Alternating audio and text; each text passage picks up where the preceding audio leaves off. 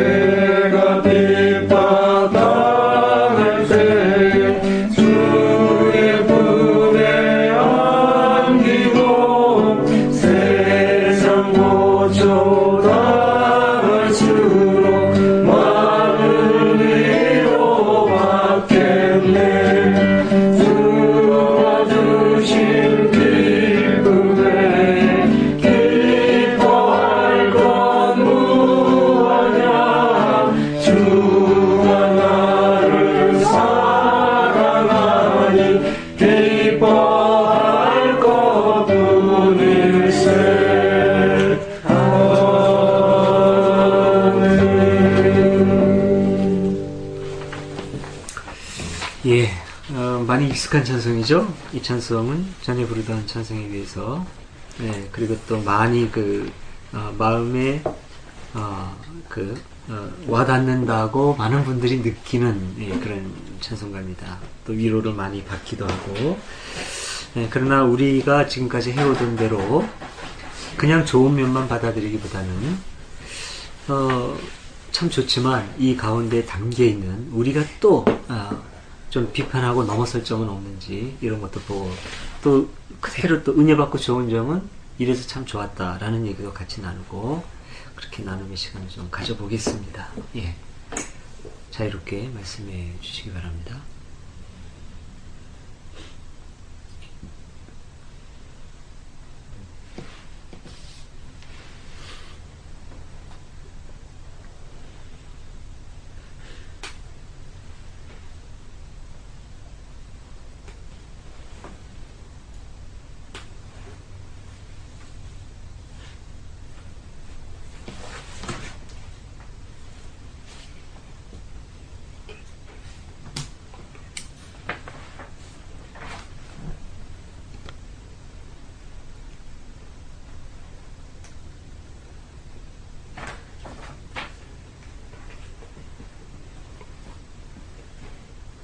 이 사람이 몸이 되게 약했다 그러더라고요. 저기 작사한 분이요? 목사님인데 네네. 몸이 약하고 되게 고생을 막 뼈 빠지게 하다 부인을 만나서 조금 살림이 폈는데 근데 이제 시골로 어부 있는 데로 이렇게 가가지고 목회를 하라는데 어부들이 막 우락부락하고 힘이 세고 막 그러니까 보기만 해도 무서워서 굉장히 힘들게 목회를 했는데 이 사람이 착하다 보니까 동네 사람들이 나중에 이제 한 20년 동안 다 와가지고 목회를 잘 하는데 또 그러다 보니까 몸이 엄청 안 좋은 사람이라 계속 병에 걸려가지고 사는 게 힘들어서 이런 찬송 한 4개가 우리 찬송가에 있는데 힘이 그렇게 없고 아주 불쌍하게 사는 그런 목사님.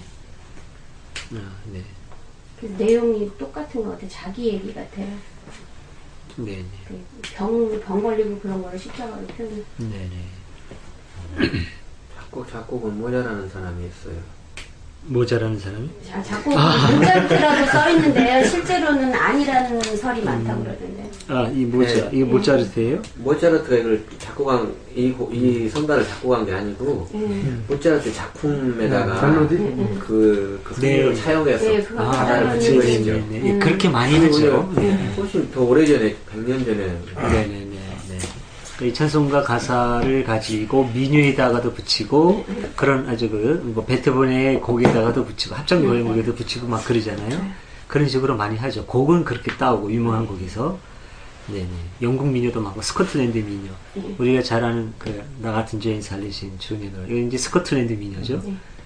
어메이징 그레이스.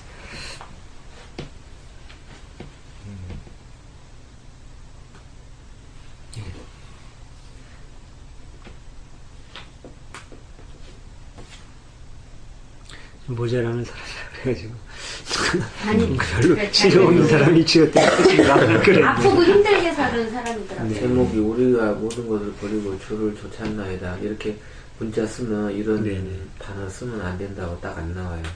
네? 그 네이턴으로 문자 칠 때 네네. 이렇게 쓰면 이 글자가 안 쳐져요. 왜요? 그냥 그런지 하면 이상하다 그래서 안 쳐요. 어디요? 좋잖아요. 좋잖아요. 진짜예요. 내가 여러 번 쫓았나이다가 안 써진다고요. 그냥은 잘 안 써져요. 그게 금치거 착각을 하나 봐요. 근데 이제 금치거. 남자의 성기 뭐. 요거는 그렇죠. 이거 좀 다른 편한 말로 줄을 따랐나이다. 예. 근데 이제 원칙은 이게 맞죠. 예. 쫓아간다는 따라간다는 거고 쫓아가다. 쫓는다라는 말은 쫓아내는 거고 쫓아내는 따라가는 걸 쫓아가는 말이 맞는 우리말로 발음인데. 얘도 맞는 말은. 네네. 요즘 안 쓰는 말이 돼버린 거예요. 네네. 잘 안 잘 쓰죠. 안 쓰죠. 쫓는다 이런 말이죠.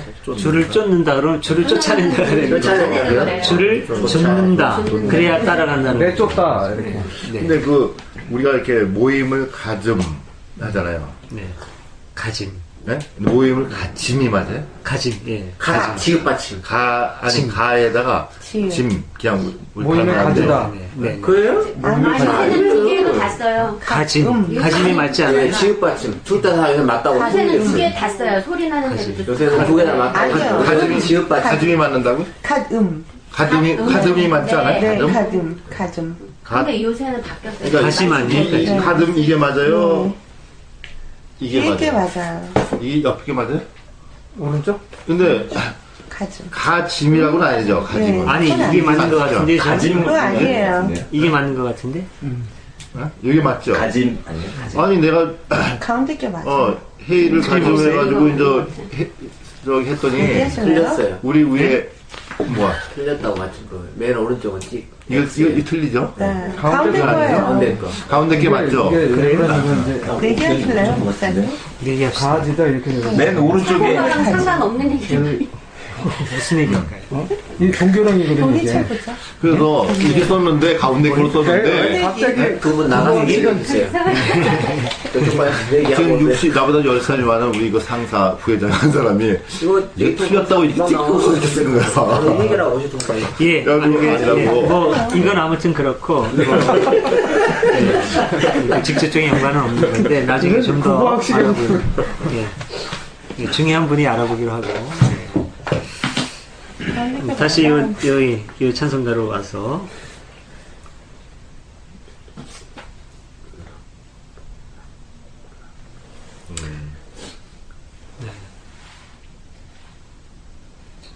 세상 친구가 진짜 간사한가요? 아주 중요한 얘기 지금 꺼낸 것 같아요. 아주 네네네. 그 얘기 한번 되게 해봅시다. 간사하나. 세상 친구가 정말 간사할까요? 그러지요. 간사한 사람 별로 못 만나봤는데. 근데 여기는 세상 친구 간사하되 이렇게 나오잖아요. 예수 진짜라고. 세상 친구 간사하되 사람이 경험한 예수. 거는 그러니까 세상 친구는 간사하고 예수는 진실하고.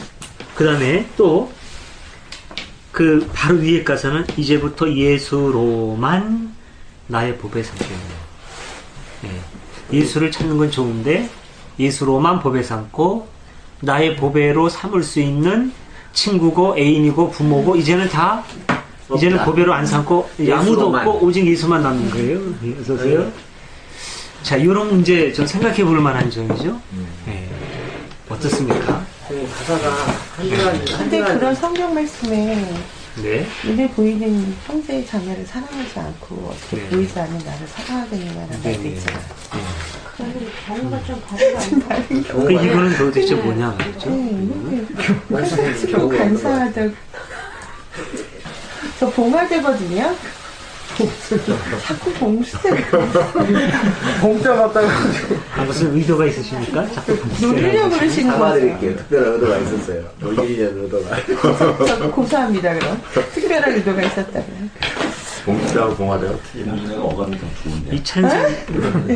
이 찬송가에서 제가 좀 주목해서 나누고 싶은 점이 두 개가 있었어요. 근데 그 중에 하나 지금 봉화대님이 꺼내셨는데. 해당층이 남자한테 예수로만 원수들이 비유하나 염려할 것 없겠네. 성경에 보면은 만자가 참 많이 나오죠. 예. 찬송가 부르면서도 예수 내고죠 그러면은 오직 예수 옛날에만 이랬거든요. 이 오직. 근데 이 오직이라는 말, 만이라는 말이 그 자체가 상당히 좀 독선적인 조사예요. 네. 네. 오직 뭐뭐만. 이거 이 시험 볼 때도 틀린 것을 골라라 그러면은 1, 2, 3, 4면은 만자 들어가는 거 고르면은 거의 정답인 경우가 있어요. 도덕에서. 네, 이 만자 들어가는 거. 그러니까 이제 근데 성경에는 참 이게 많이 나오죠. 여기에는 어떤 깊은 배경이 있죠. 네. 이게 이제 유일신 종교의 특징이기도 해요. 유일신 종교. 이 모든 것이 하나님으로부터 왔기 때문에 하나님 중심, 그게 전부고 그 외에는 없는 거죠. 근데 참 묘하게 하나님 중심, 하나님이 모든 걸 창조하셨으니까 사실은 우리가 믿는 하나님이 유일신, 전체 포용으로서의 유일이어야 되는데 지난번에 우리가 그 이름 없는 하느님, 김경재 교수님 책 봤을 때도 그런 표현이 있었거든요. 하느님이라고 하는 건 큰 하나, 모든 것을 포용하는 전체로서의 하나. 예, 요즘 숫자로서의 하나가 아니다. 예, 대종교에서도 표현하고 하는 한 울로서의 하나님. 우리는 이제 그 하나님을 상당히 배타적인 하나님으로 만들어 놓는다는 거죠. 그래서 그 하나님과 대척점에 있는 모든 것을 부정적인 것으로 보는. 그러나 이렇게 보면 이미 하나님은 모든 것을 포용하는 하나님의 포용성은 사라져버리고 여러 것들과 부딪히고 대적하는 편협한 하나님으로 남게 된다는 거죠. 근데 이제 그런 의식들이 찬송가라든가 이런 곳에 곳곳에 보면 많이 배어 있어요. 그래서 하나님하고 비교하는 세상과 교회, 예? 하나님과 다른 재물. 그래서 하나님만 선하고 모든 재물은 필요 없는 것인데 우리가 매여 있다. 이런 걸 떠나야 된다. 그러면서 현실 도피적이 되고 수동적인 게 중심적인 신앙으로 가버리고 이렇게 되는 면이 있다는 거죠. 근데 찬송가에도 보면 그런 게 있어요. 찬송가는 우리로 하여금 감성을 돋구어서 하나님을 만나게 하는 어떤 그런 요소가 있는데 참 좋은 그런 면이 있는데 여기에 이런 어떤 그 교리적인 시각이라는 게 이게 들어가면서 우리의 신앙을 현실 도피적이고 배타적이고 독선적으로 만드는 요소가 있을 수 있다는 거죠. 그러니까 우리가 성경을 비판적으로 공부하는 것처럼 찬송가를 그렇게 보는 것도 상당히 중요한데 그러지 않고 그냥 듣고 더군다나 이게 좋으니까 가사에 자꾸 동의하면서 빠져들어가다 보면 우리 신앙은 그렇게 되는 거죠. 예, 판단력이 점점 마비되고 하는 이제 그런 쪽 요소가 될 수 있단 말입니다. 여기 좀 짚은 거고 제가 생각하는 중요하게 이제 나눠야 될 부분이라고 생각하고 있는 거고 또 하나 지금 이제 제가 말씀드린 요거하고 깊이 연관되는 또 문제가 있어요. 깊이 연관되는 문제. 예. 그런데 이제 좀 갈래가 다른 문제. 자, 이제로부터 예수로만 나의 복을 삼겠네 그랬죠. 그 성경에 있는 것처럼 예수만이 우리의 전부가 되어야 되고 자식도 부모도 전토도 다 버려야 그래야 금생에 있어서 백배나 받고 하늘에서 영생을 얻지 못할 자가 없다라고 하는 성경 말씀처럼 우리의 신앙이 온전히 주님만을 향하는 순결한 신앙처럼 되어 있단 말입니다. 성서의 표현이나 이런 데 비하면. 그러면 어떻게 되는 거냐 말이죠. 우리의 모든 것을 예수로만 꽉 채워야 되고, 예? 부모님도 덜어내고, 친구도 덜어내고, 다 덜어내고. 이게 옛날에 저한테 상당히 참 고민거리였어요. 젊었을 때 저에게. 그래도 이게 너무한 거죠. 아니, 어떻게 부모님도 다 버리고, 부모님도 제로, 친구도 다 제로, 예수님만 100. 이거 참 너무하다. 하다 못해 예수님 90, 부모님 10. 이래도 아쉬운데. 예수님 60, 부모님 40. 이름은 좀 몰라도. 아니, 그리고 그것도 너무하고, 그냥 예수님 50, 부모님 40, 친구 10. 이렇게 하면 안 되나? 그 100을 전부 다 예수님한테 드리고, 부모님 제로, 친구 제로, 내 가족 제로, 이래야 되는 거예요. 감사하다. 네? 기회를 갖고. 아니, 근데 모든 걸 예수님에게 바치려니까 다 드리고 나면 없잖아요. 부모님이나 친구한테 드릴 게. 어떻게 생각하시요? 지금 제가 이렇게 설명드리는 거에 대해서.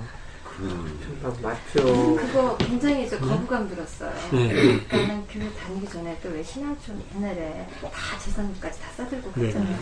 저 어린 나이에 그때 참 이해하기 힘들더라고요. 네네. 그럼 어떻게 그러면 도대체 그런 말씀들을 해석해야 될까요? 그거를 사람의 그 마음이라는 걸 어떻게 숫자로 계량을 해서 네네.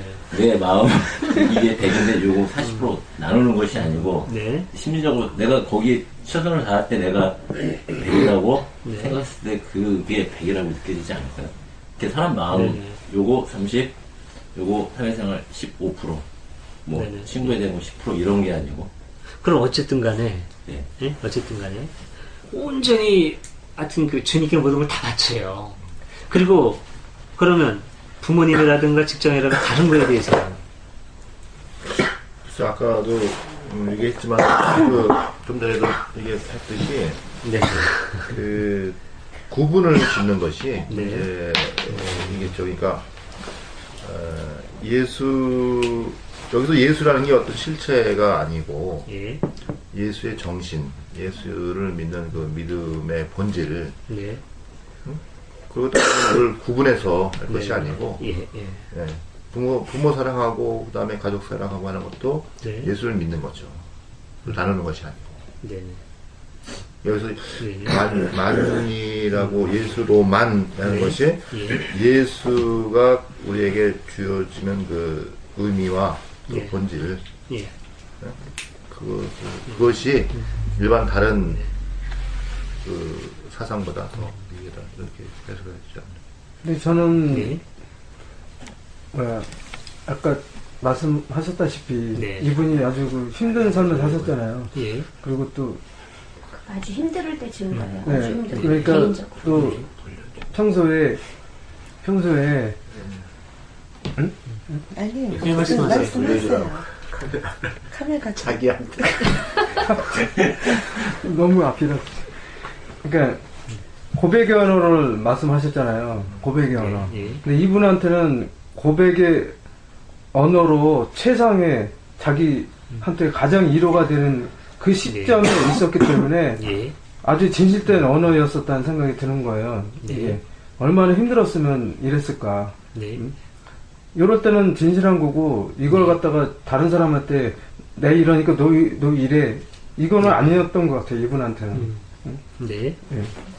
그리고 당시가 굉장히 어려웠고 예. 그 다음에는 괜찮았대요. 근데 딱 가서 사람도 한 명도 없고 다 어부들이고 막 너무 힘세고 자기는 막 힘도 없고 그런데 오라고 그러지도 못하고 그러니까 너무 힘들고 외로우니까 예수만 보배를 삼겠다. 이 가사가 네. 거기서 예. 그 당시에 아주 깊은 그 힘든 속에서 이제 기도하면서 나오는 그런 거고 찬송가에는 그 이 사람 말고도 다른 사람들도 보면 그런 게 많아요. 뭐 이렇게 지나가다가 돌을 맞아가지고 너무 아파서 집에서 교회 학교 교사인데 못 가고서 누워서 있으면서 이렇게 햇빛을 보면서 내 영혼에 햇빛 비치니 뭐 이런 거 네. 예, 그런 식으로 굉장히 내 개인적으로 영혼에 아주 햇빛이죠. 예, 내곡. 깊은 그런 속에서 아주 힘들고 외로울 때 아무도 없는데 그래도 주님이 있으니까 나는 살겠다 그런 이제 굉장히 네. 그런 예. 그러니까 상황이 다르죠. 지금 네. 우리 상황이랑 너무너무 예. 다른 그런 상황에 대해서 이해를 해보면 좋을 것 같아요. 그때 그 상황이 중요한 것 같은데. 네. 네. 예. 과연 우리가 예.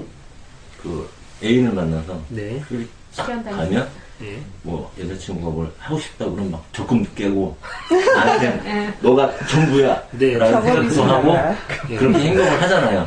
하지만 그게 전부라고 고백을 하지만 뭐 사회생활 접는 것도 아니고 또 현실로 돌아와서 또 그대로 생활하고 마음속에서 그렇게 마음을 먹고 있을 때 그런 글 같아요. 근데 목사님 예술 로만이라 그랬잖아요. 네. 예술 로만이란 말하고 예술 만화하고는 좀 다른 말 같아요. 그래서 예술 로만이라는 거는 제가 느끼기에 예술을 통해서 그 로자가 이렇게 예술을 통해서 그러니까 예수만 나의 보배를 삼는 게 아니라 그러니까 예술을 통해서 예수 운동에 이분이 생각하는 고백하는 예수 그걸 통해서 많은 사람들과 그렇게 보배롭게 만나고 싶은 그런 뜻 같아요. 예수만 고집하는 게 아니라. 그 좋은 얘기들이 참 많이 나온 것 같네요. 이 말 자체는 지금 여기서는 예수밖에 없다. 그러니까 예수로만 하고 이제 얘기한 예수만 하고 같은지 다른지는 모르죠. 그러니까 이 사람의 의도와 또 이제 이 사람이 쓴 원래의 그 언어, 이거 영국 사람이면 많은 사람 만나잖아요. 그러면은 이제 영어로 뭐라고 썼는지 이제 그런 걸 봐야 알겠고, 지금 우리가 이 자료만 가지고 분석하기 좀 어렵습니다만 어쨌든 중요한 얘기가 참 많이 나온 것 같아요. 아까 얘기한 것처럼 어떤 그 자기의 연인에 대해서 느끼는 감정, 그 특수한 어떤 관계에서 나오는 관계적인 그 고백을 일반화시키는 거는 곤란하다라는 그런 표현들, 그런 게 참 중요한 거죠. 그런 어떤 구체적인 관계 속에서의 저자의 독특한 고백의 언어, 일상적이고 객관적인 언어가 아닌 그런 것들은 우선 참 중요한 거고, 그리고 아까 이제 용희님도 중요한 말씀을 해주신 것 같은데, 이렇게 하면 보죠. 어떤 사람이 예수를 반 모시고 이제 100으로 하니까 아까 이제 수치로 얘기하면 예수를 반 50% 모시고 부모가 50이었어요. 예수가 50, 부모 50의 비중을 가지고 이제 사는 사람이에요. 근데 부모가 해적이에요. 해적. 예수는 부모가 해적. 근데 예수는 그런 거 하지 말라라고 줄기차게 얘기하고, 부모는 너는 가업을 이어받아야 된다. 이 사람은 계속 갈증을 할 수밖에 없죠. 근데 이제 부모가 뭐 100이나 뭐 80이나 그러고 예수님이 제로나 뭐 20 같으면은 좀 기웃거리다가 뭐 이쪽으로 가겠죠. 근데 예수가 100이었다. 그럴 경우는 어떤 일이 벌어지느냐면은 예수가 모든 게 기준이 되는 거죠. 그랬을 때는 이제 판단이 딱 서는 겁니다. 예수님의 말씀, 정말 순리를 따라 살고 하늘을 우러러 부끄러움 없이 살고 이웃을 내 몸같이 사랑하라는 게 중심이잖아요. 그럼 아무리 아버지가 뭐라고 하더라도 이런 삶이 이 바른 삶은 아니네. 아버지, 우리 이렇게 사십시다. 자식의 도리는 다 하면서도. 이렇게 될 경우는 이 상황이 역전될 가능성이 있는 거죠. 정말 성경에 있는 것처럼 주 예수를 믿어라. 그래야면 너와 내 집이 구원을 얻으리라 라는 말씀처럼 이 집에 확 바뀔 수도 있는 거예요.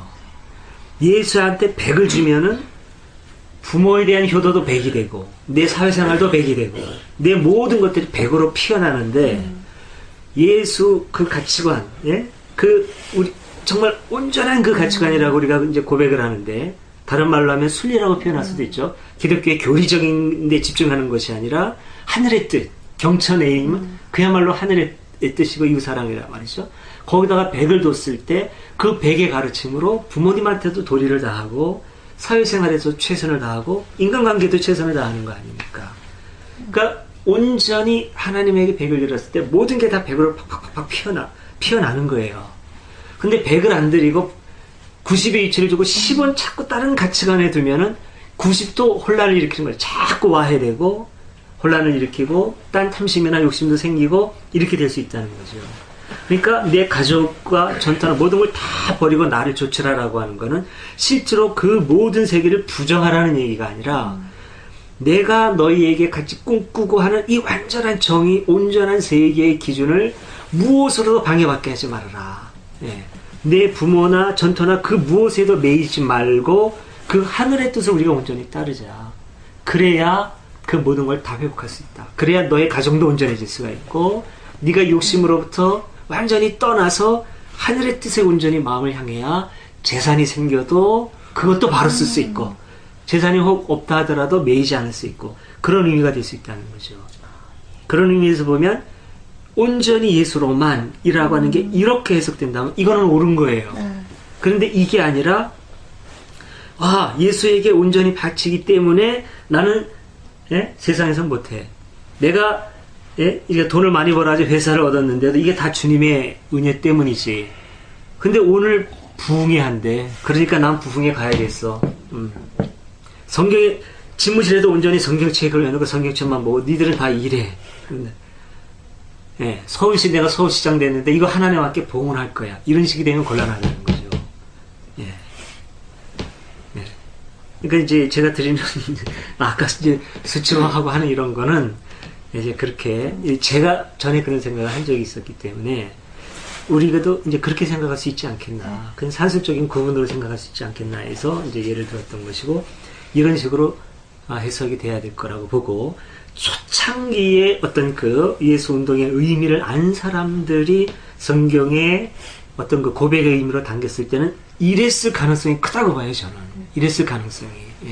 근데 나중에 이제 교리화되거나 이러면서 자꾸 있지, 그 깊은 어떤 그 영성의 의미라든가 이런 것들이 사라지고 탁탁한 그 교리로 굳어지는 현상이 많이 나타난다고 보는데, 원래의 그 뜻을 봐야 되지 않겠는가. 근데 그렇게 해석할 여지가 없이 문자 그대로 이거는 아무리 생각해도 고약한 가능성밖에 없으면, 성설하더라도 파내자는 거죠, 저는. 그런 의도인 거고요. 뭐 이렇게 보면은 좀, 뭐 감동은 좀 트레이하고 사라질 수도 있겠습니다만, 참 중요한 것 같아요. 가슴은 뜨겁지만 머리는 차갑게. 여기 참 어렵죠. 가슴이 뜨거우면 머리까지 뜨거우시고, 머리가 차가워지면 가슴까지 차가워지기 쉬운데, 가슴은 뜨겁고 머리는 그런데요, 온전히 예수만을 그렇게 좋은 정신 온전히 바라보시고 정말 그 종교에 꽂힌 훌륭한 목사님들 뵈면은요, 정말 온전히 그 예수의 길을 따르시는 그런 목사님 보면 저는 참 정말 존경스럽고 좋아요. 물론 그 온전히 따름으로써 일반 사람들은 좀 폐해가 올 수 있지만 그런 목사님을 볼 때는 정말 다른 종교보다 정말 뛰어나다는 생각이 들어요. 하여튼 뭐 그런 길을 가시는 분은 하여튼 뭐 목사님이건 뭐 스님이건 누구건 참 존경스럽죠.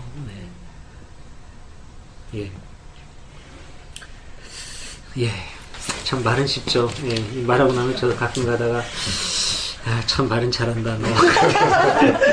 영어로 된 제목에 그 목표가 뭔지 왔어요. 참 신기해요. Jesus, I my cross have taken. 어디요? 밑에 왼쪽 Jesus, I have taken my cross인데 Jesus, I my cross have taken. 목적어가 앞으로 왔잖아요. 강조. my cross를 강조하려고 목적어가 그러니까 문법을 이제 거슬려서. 도치법. 영어에 이런 도치 없어요. 좀 특이하긴 특이하네. 일부러 틀리게 한 거죠. 그러니까 영어식이 아닌 우리가 그렇게 하라는 거예요. 아니 영어로 이걸 도치하려고 그런 게 아니고요. 시적으로 표현한 거예요. 영어에는 이런 도치가 없어요. 아니 시에는 많아요. 문법상으로는 좀 틀리는 거지. 알겠습니다. 꼬부랑 글씨만 보면 머리가 아파서 저 같은 사람을 위해서 가능하면 우리 말로 좀 해주시기 바랍니다. 머리가 뻥이죠. 자, 그러면 넘어가도 될까요? 자, 우리 주님의 기도 같이 하겠습니다. 하늘에 계신 우리 아버지, 아버지의 이름을 거룩하게 하시며, 아버지의 나라가 오게 하시며, 아버지의 뜻이 하늘에서와 같이 땅에서도 이루어지게 하소서. 오늘 우리에게 일용할 양식을 주시고, 우리가 우리에게 잘못한 사람을 용서해 준 것 같이 우리 죄를 용서해 주시고, 우리를 시험에 빠지지 않게 하시고, 악에서 구하소서. 나라와 권능과 영광이 영원히 아버지의 것입니다. 오늘 성서 연구와 나눔 31번째 시간입니다. 복음서 연구. 예수님 고향에서 배척당하시는 장면이 나와 있는데요. 자, 이 기사는 마르코, 마테오, 루가 다 나와 있습니다. 예언자는 고향에서 존경을 받지 못한다. 다 나와 있죠. 근데 이제 분량을 보면 마태, 마가가 비슷한데 누가는 굉장히 이게 좀 확장되어 있어요. 확장되어 있고, 그 중요하게 보실 점은 마태에는 13장이 나오죠. 이게 마태가 전부 다 28장까지 있습니다. 28장까지 있는데 13장이니까 거의 한 중간쯤 되죠. 마가는 16장까지 있는데 6장이 있어요. 조금 앞부분이긴 하지만 상당히 사건이 진행되다가 또 이제 이 말씀이 나와요. 누가는 24장까지 전체 장이 있는데 4장이 나옵니다. 상당히 일찍 나오죠. 그리고 누가의 실제로 누가 앞장에는 예수님이 행하신 어떤 사건이라든가 설교 같은 게 별로 없어요. 그러니까 상당히 서두에 이 얘기가 딱 나온다는 얘기가 되는데 이게 뭘 의미하는지도 좀 생각하면서 볼 필요가 있습니다. 그리고 마테오에 마가나 누가에 없는 그 이제 병든 사람을 고치는 장면이 또 나오죠. 이게 지난번에 사실은 우리가 병든 사람 고치는 얘기 했거든요. 이게 마가에서 이어져 나와요. 이게 마태에서 지난번에 했던 병자를 고치는 사건이 이어져 나오는데 그 부분을 오늘 조금 더 이렇게 붙여서 하는 겁니다. 근데 이제 그 병든 사건하고 이 예언자가 환영받지 못한다는 사건 사이에는 간격이 많이 있습니다. 저 이어지는 게 아니에요. 병자를 고치는 건 9장이었죠. 예언자가 고향에서 환영받지 못한 13장입니다. 그 사이에 9장 뒷부분 있죠. 10장 있죠. 11장 있죠. 12장 있죠. 13장 앞부분 있죠. 많은 사건이 있어요. 근데 마가복음에서는 지난번에 나왔던 것처럼 이런 병을 고치는 사건 다음에 곧바로 이게 나오는 거죠. 그러니까 여러 번 우리가 지금 확인이 됩니다. 성서의 사건이 순서대로 기록된 것이 아니다라고 하는 거. 이런 건 이제 염두에 두면서 이제 연구를 하되 지난번에 괜찮았던 것 같아요. 로제리오님 제안하신 그 마르코 복음은 우리가 읽고 마태하고 누가는 이제 각자 읽고 이 방법이 괜찮은 것 같습니다. 근데 이제 동영상으로 참여하는 교우님들에게 이게 도움이 될 것 같고 그래서 오늘도 한번 그렇게 해보죠. 그래서 한 문장씩 이렇게 너무 짧아요. 너무 짧아요. 누가를 그렇게 읽죠. 그냥 다 읽으면 마르코하고 누가를 같이 읽으면 어떨까요? 그냥 다. 아니 그 대신에 마르코 복음을 근데 좀 천천히 읽으면 마르코만 다 이해할 수 다 읽기는 좀 그렇고 마르코만 여기 짧으니까 하나씩 읽어도 될 것 같아요. 한 문장씩 한번 다시 해보겠습니다. 제가 먼저 시작할게요. 그럼 예언자는 고향에서 존경을 받지 못한다 하고 본문으로 들어갑니다. 예수께서 그곳을 떠나 제자들과 함께 고향으로 돌아가셨다. 안식일이 되어 해당에서 가르치시자 많은 사람이 그 말씀을 듣고 놀라며 저 사람이 어떤 지혜를 받았기에 저런 기적들을 행하는 것일까? 그런 모든 것이 어디서 생겨났을까? 저 사람은 그 목수가 아닌가? 그 어머니는 마리아. 그 물음표가 그 점이에요. 물음표가 점 하나예요. 싸워. 계속하세요. 요셉, 유다, 시몬이 아닌가? 여기까지만 할게요. 그의 무리들도 다 우리와 같이 여기 살고 있지 않은가? 하면서 좀처럼 예수를 믿으려 하지 않았다. 예수께서는 그들에게 이렇게 말씀하셨다. 어디서나 존경을 받는 예언자라도 자기 고향과 친척과 집안에서만은 존경을 받지 못한다. 예수께서는 거기서 병자 몇 사람에게만 손을 얹어 고쳐주셨을 뿐 다른 기적은 행하실 수 없었다. 그리고 그들에게 믿음이 없는 것을 보시고 이상하게 여기셨다. 네.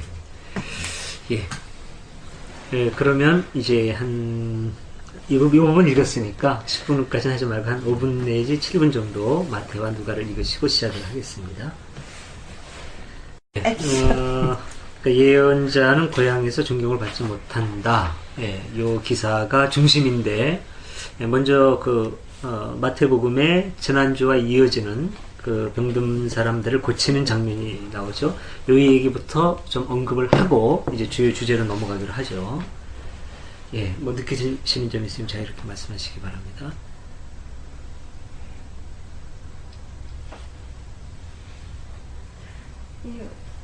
저도 좀 궁금해요. 왜 어디서나 존경을 받는 예수님이 고향에서 존경을 받지를 못하셨을까? 고향 사람들이 믿음이 없어서 믿음이 없는 것을 이상하게 여기셔서 그러셨나? 그냥 좀 네. 이해가 안 돼요. 여기 이제 그 중심인데 요거 언급하기 전에 이제 그 마태와 앞부분에 병 고치시는 것부터 조금 짚고 넘어가면 지난번 거랑 이어지잖아요. 이어지죠. 예. 네. 어찌 보면 성격이 요 전에 있었던 두 사건, 하나는 바다를 잔잔케 하는 그 사건하고 병자를 고치는 사건에 대한 완결편이라고도 할 수 있어요. 이 부분이. 예. 그래서 이렇게 자세히 보시면 그때 요 두 사건을 통해서 그 예수 공동체 사람들에게 기대했던 어떤 그런 메시지가 함축돼서 그냥 딱 나옵니다. 여기에. 예. 그 점이 좀 보입니다. 이렇게 보면. 예. 믿는 대로 될 것이다. 네네, 예. 네. 예수님의 물음이 지난번 병자들 고치면서 물었던 물음하고 거의 같죠. 예. 내가 너희의 소원을 이루어 줄 수 있다고 믿느냐? 예, 믿습니다. 예수님 말씀하시기를 너희가 믿는 대로 될 것이다. 이게 만약에 어떤 그 실제로 병을 고친다라고 하는 병고침, 사건에 우리가 너무 빠져들지 않고 그걸 통해서 공동체에 주는 어떤 메타포적인 의미가 있다고 할 경우에 그들이 처해 있는 어려운 상황, 그건 마치 그 병든 것처럼 우리들이 한계를 느끼고 아픔을 느끼고 어떻게 벗어나기 어려운 그 현실인데 어떻게 이거를 벗어나고 우리가 온전해질 수 있느냐, 우리 공동체가 건강을 되찾고 하나님의 나라를 위한 일을 온전히 펼칠 수가 있느냐라고 했을 때 역시 그 중심에서 우리가 놓치지 말아야 될 것은 예수님에 대한, 그분의 말씀에 대한, 그분의 가르침에 대한 신뢰다라고 하는 게 여기 이제 그 저자들이 전하고자 하는 주요 메시지가 될 수 있겠죠. 자, 역시 예수를 봐라. 그분이 가르친 가르침이 무엇인지를 너희들이 잊지 마라. 자, 그 뜻에 우리가 주목하자. 이런 게 될 수 있는 거죠. 그랬을 때, 예, 믿습니다, 주님. 하고, 이들이 대답한다는 것은, 자, 우리 이렇게 하자는 얘기가 되겠죠. 이렇게 하자. 그랬을 때 예수님 말씀이 너희 믿는 대로 될 것이다. 너희가 희망을 버리지 않으면, 그 신뢰가 꺾이지 않으면 반드시 우리의 꿈은 이루어질 것이다. 어떤 이런 의미. 그렇게 된다면은 여기서 중요한 것은 예수님이 가르쳐 주셨던 그 꿈, 뜻, 하느님의 나라, 이게 이제 중심이 돼야 되겠죠. 맹목적으로 예수 이름만 차시면 되는 게 아니고. 자, 여기서 제가 좀 한 말씀만 좀 드려볼게요. 우리 예동에도 이제 많은 사람들이 모여있고, 그 중에서 어쨌든 좀 뭐랄까 좀 낯간지러운 얘기도 될 수가 있는데, 어쨌든 간에 예동을 앞서서 우리 이렇게 하자 라고 나선 사람이 있었어요. 어쨌든 그 사람이 먼저 나서서 이제 모이게 된 거니까. 근데 모이게 되니까 어쨌든 먼저 깃발든 놈이 주인공이 되기 쉬운 거죠. 그래서 깃발든 사람을 이렇게 보고서는, 야, 우리 깃발든 저 친구 주위에 모여들자. 그러다가 보니까, 야, 네가 앞서서 다 해. 우리는 너만 볼게. 이렇게 되다 보니까 그 친구가 하는 말이 기준이 되고, 그 친구가 하는 말에 따라서 이리로 가기도 하고 저리로 가기도 하고, 이런 분위기가 형성이 된단 말이죠. 근데 이 친구가 사실은 그렇게 똑똑한 친구도 못 되고 좀 약한 면도 있고 그렇단 말이에요. 그럼 이 친구가 흔들리는 데에 따라서 이 모여든 사람은 계속 같이 흔들리는 거예요.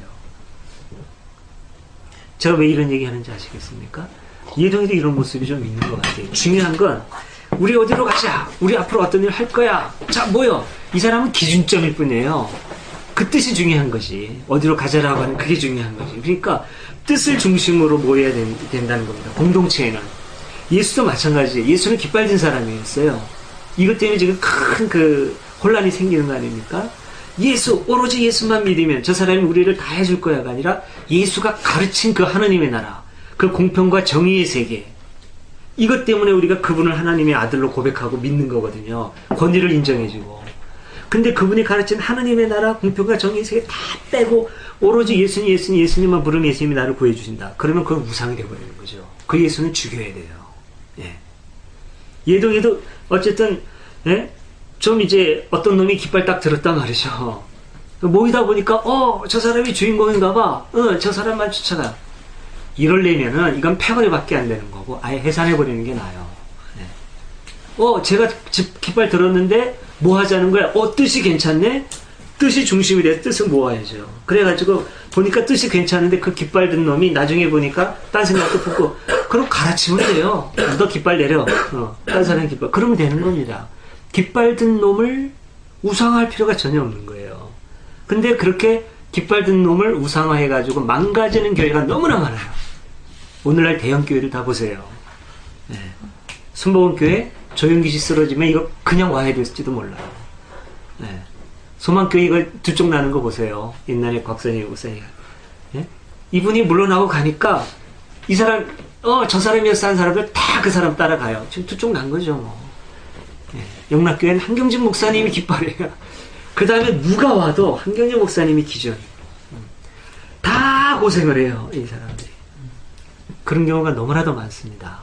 그러니까 뜻이 중심이 돼야죠.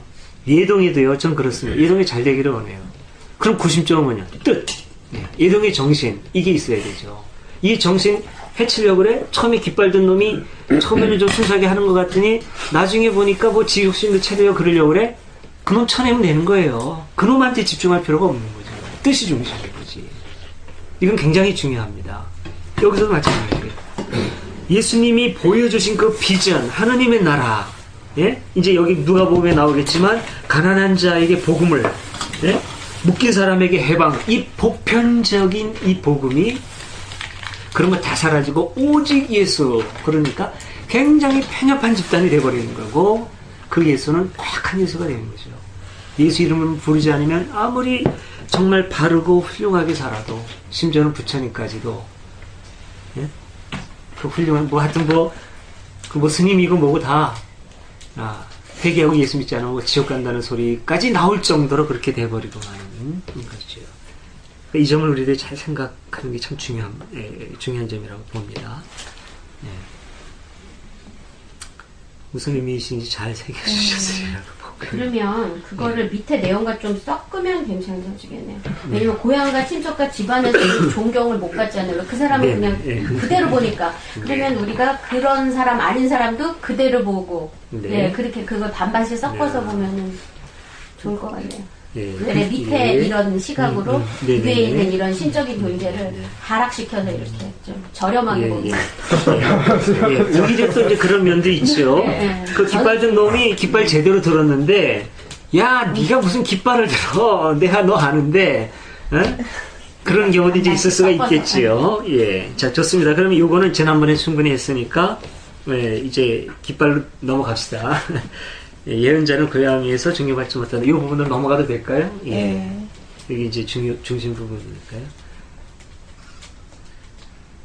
이거 저도 초등학교 5학년 때 친구 따라 먹을 거 쫓아서 교회 가면서 이제 기독교 세계 입문했다고 말하기가 좀 그렇고 그러니까 수십 년을 그렇게 교회와 적을 두고 지금까지 이렇게 이어지고 있는데 몇몇 가지 그 어렸을 때부터 의문점 중에 하나였어요. 또 이런 게. 네. 지금도 마찬가지일 거라고 봐요. 지금 교회 다니는 그 학생들이나. 왜 그랬을까? 내가 존경하는 분이고 신인데 왜 고향에서 대접을 받지 못했을까? 네. 어쩌면 이것도 메타포적일 수 있어요. 이것도. 꾸짖는 거죠, 이제 고향 사람들한테 이걸 여기서. 그럴. 꾸짖음으로 사용된 것도 있어요. 근데 이제 이럴 가능성은 많죠. 어쨌든 잘하니까 어려서부터 코올리고 그러던 거 다 알았는데, 아유 제가 뭐 그거를 해 이런. 찌질이. 어렸을 때 찌질이 다 왔는데. 그 집안도 별로 안 좋고, 목수나 이렇게 천한 일을 하는 사람이고. 같이 자라고. 제가 잘못한 것도 알고, 근데 어떻게 제가 저렇게 됐어? 오늘 갑자기 33이 돼서 찌질이가 딱 나타나서 그런 걸 하면 그렇게 충분히 부담. 족보도 들려고. 아빠도 없고. 명망 있는 집안이거나 그렇지 않다면. 왜 제가 어젠가 그젠가 이거 얘기하면서 이거 보면서 아내랑 얘기하다가 왜 과연 내 생각에는 과연 그럴까 하다가 난 무시하는 거야. 이게 반대 아닐까요? 어떻게요? 그러니까 굉장히 존경받아야 될 사람이 존경 안 받은 것처럼 써놨는데 실제 상황은 그런 분이 아닌 거죠. 존경받지 못하는 사람이다. 그렇죠. 당연히 존경받을 만한 인물도 아니고 별 의미가 없어요. 여러 가지 정황으로 볼 때 여기서 이 지금 복음사가가 적어놓은 것처럼 마치 너무 당연하게 존경을 받아야 되는데 고향에서 배척한 것처럼 얘기했는데 그것이 아니라 그냥 뭐 배척도 아니고 그렇죠. 아무것도 안 했어. 나 동네가 아무 말도 안 하던데. 누가 왜 꼭 나를 사냥해야 되고 누가 이게 그냥 너무 학벌도 없고 아시다시피 모자간 뭐 부자간에 다 무학자고 특별히 대접받아야 될 이유가 없는데 이거 자꾸 이제 뒤에서 이분을 그리스도로 부각을 시켜놓고 보니까 그렇게 함부로 아무렇게나 대했던 것을 마치 존경하지 않은 것처럼 그런 시각으로 보지 않았습니까? 근데 저희 한국적인 정서로 봤을 때는요, 둘이 똑같이, 그러니까 큰 인물이잖아요. 자기 고향을 더 챙기는 것보다는 다른 사람을 더 좀 챙기고 더 대우할 때 그 사람이 좀 더 존경이 맞잖아요. 네. 내가 충청도에서 대통령이 나서 충청도 챙겨봐야 얼마나 사람이 작다라 보이고 좀 안 좋아요. 그런 시각이 아닐까. 저는 그냥 지금 그렇게 보고 있어요. 고향 사람들도 챙기지 못하는 어딘가 좀 더 넓은 그 뜻을 펼치기 위해서 어떻게 보면 오히려 거리를 두려고 하고 좀 그렇지 않을까. 저는 그냥 그게 생각이 들더라고요. 상당히 지금 중요한 점을 말씀하셨다고 생각이 돼요. A+. 여기에서 저자가 지금 나사렛으로 예수님이 이제 사역을 하시다가 온 거죠, 지금 고향으로. 그런데 고향 사람들은 정작 우리 고장에서 인물 났네. 야, 신난다. 이게 아니라 너 뭐냐? 너 사실 우리가 알기로는 별 볼 일 없는 놈인데 왜 뭐 어떻게 된 거야? 이제 이런 생각을 갖고 있단 말이죠. 근데 저자의 관점이 과연 이렇게 나사렛에 머물러 있겠느냐 하는 겁니다. 어쩌면 이것도 픽션이고 중요한 어떤 메시지를 위한 설정 자료일 수도 있어요.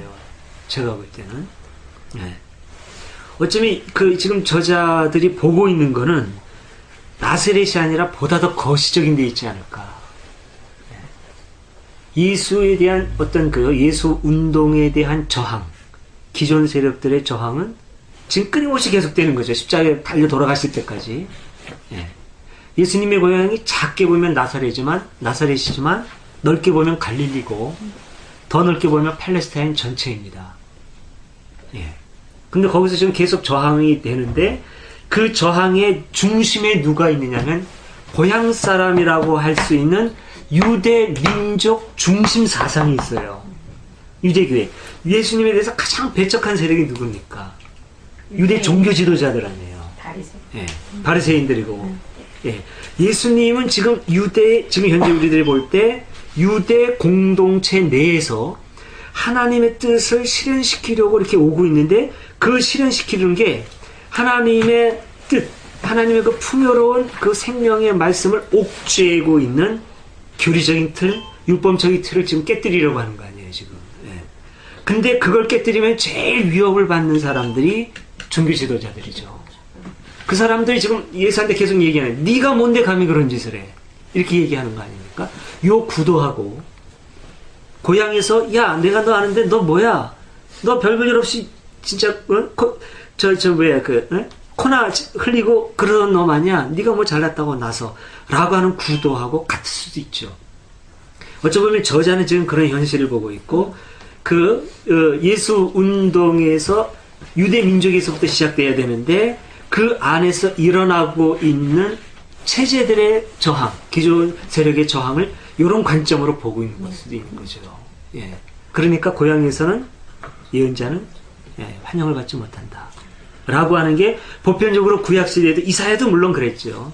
그런데 이런 모든 예수의 어찌 보면은 예수 운동의 선배들, 이사야라든가 아모스라 모든 사람들이 다 그랬어요. 기존 세력 어떤 종교를 틀로 만들어서 그 안에서 녹을 먹고 사는 직업 종교인들로부터 오는 그런 저항, 하나님의 사람들, 그런 모든 것을 지금 구도에다 놓고 이 얘기를 할 수 있는 거죠. 예언자는 고향에서 존경받지 못했다. 예수님도 그렇다. 그러면 오늘날 우리 상황을 보자. 우리가 하고 있는 하나님 나라 운동에 대해서 총체적으로 저항하고 있는 유대 종교자들, 지도자들, 이 사람들의 저항은 뭐냐. 여기 참 우리가 힘들 수 있지만, 예수님도 이렇게 힘들 수 있지만 이거는 결국은 돌파해야 될 거다 라고 하는 식으로 보일 수 있는 거죠. 그러면서 결국은 외부에서는 존경을 받죠. 예수님의 앞선 예언자들 지금 다 그래요. 그러면서 언급하는 것이 누가복음에 보면 극단적으로 이방인들을 끌어들이면서 이런 사람들만이 예언자들을 참으로 제대로 이해하고 알았다라는 얘기를 하면서 시돈 지방에 있는 그 사렙다 과부 얘기를 들고 오고 시리아 사람 나만 얘기를 들어옵니다. 그러면서 이제 고향 사람들이 얼마나 하나님의 뜻을 왜곡하고 있는지, 선지자를 얼마나 핍박하였는지를 얘기하는 거죠. 그러면서 이 예수 운동이 팔레스타인을 벗어나는 겁니다. 팔레스타인을 벗어나서 세계를 향하는 거죠. 이게 예수 운동인 거고. 그래서 이제 이게 이제 유대교의 벽을 돌파하는 거예요. 민족주의 안에 꽉 갇혀 있었던 율법에서부터 벗어나 가지고 외부로 확산되는 하나님 나라 운동의 어떤 그 뿌리 역할을 한다고도 볼 수 있는 거죠. 그래서 이런 긴장 관계 같은 게 계속 다른 복음서에 보면은 처음에는 유대 안에서부터 실현하려고 하는 의지가 상당히 많이 나와요. 그런 점은 이제 이방인에 대한 어떤 배척하는 모습으로 나오죠. 예수님이 말씀하시는 걸로 나오지 않습니까? 나는 그 하나님의 아들을 위해서 나왔지 이방인들을 위해서 온 게 아니다. 그러니까 이제 어떤 이방 여인이 그러나 걔들도 주인의 밥상에서 떨어진 부스러기를 먹나이다. 그러니까 그때서야 그래 너의 믿음이 뭐 어쩌고 저쩌고 이렇게 받아들이는 것으로 이방에 대해서는 가급적이면 좀 이렇게 좀 밀치려고 하는 그런 기운이 좀 있는데 예수님에게서 나 유대인을 위해서 왔어. 근데 오늘 이런 말씀이나 이런 데에서 봤을 때는 그 벽을 그냥 팍 뛰어넘는 이런 장면이 나오는 거죠. 이거는 그때 갖고 있었던 예수 운동의 성격이 유대인들의 저항에 부딪히면서 그 벽을 돌파하고 유대 바깥으로 뛰쳐나가는 그런 그 현상에 대한 묘사일 수 있다는 거죠.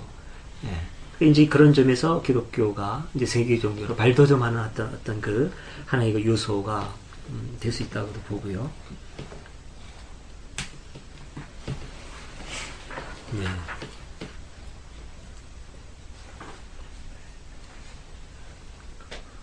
근데 표현이 여기 누가복음은 산벼랑까지 끌고 가서 밀어 떨어뜨리려고 이런 식으로 해서 다른 데는 그냥 믿음이 없어서 이상하다, 별로 기적을 베푸지 않았다 이렇게 그냥. 그러니까 얼마나 이 고향 사람들의 저항이 심했는지 다른 말로 표현을 하면은 그때 당시에 총체적으로 예수 운동에 대한 기존 세력의 저항. 그 사람들이 고향 사람이라고 봐야 되니까요. 그런 걸 볼 수 있겠고. 제가 엊그저께 한겨레 신문에 예수 어떤 책을 쓴 걸 그래서 예수 평전. 요거 가졌어. 예. 거기에서 그러니까 그 고향에서 그 활동했는데 예수님이 그러니까는 가난한 자, 막 그 병든 자를 위해서 이렇게 활동을 하니까 고향에서 배척해가지고 그래서 십자가에 이렇게 돌아가셨다는 그런 얘기가 나오더라고요. 그래서 저는 그거 보고 좀 많이 좀 놀랐어요. 몰랐던 물론 제가 모르는 게 많지만 계속 연결 선생이 있지 않나 막 그런 저는 아직 읽어봤는지 잘 모르겠는데 뭐 이제 도움이 되는 자료이겠고요. 연결이 여기서 또 뭐 느낀 점 있으시면 또 나누고 넘어가죠.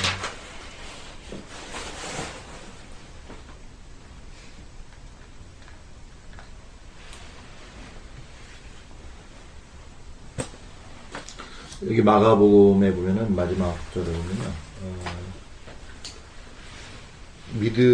다른 기적은 행할 수 없었다. 그리고 그들에게 믿음이 없는 것을 보고 이상하게 여기셨다. 이렇게 되거든요. 그래서 이 앞에 있는 두 병고침의 기적과 연결될 수 있는 것이 결국 믿음이 전제가 돼야 네. 어떠한 일이 이루어진다. 네네. 이런 네. 내용이 예. 좀 강조 이어져 있는 것 같은데. 네네. 또는 어느 세계, 어느 시대를 막론하고 어느 네네. 사회를 막론하고 기본 전제 아닌가? 네. 저 사람을 못 믿으면 같이 잘 수도 없잖아. 언제 내.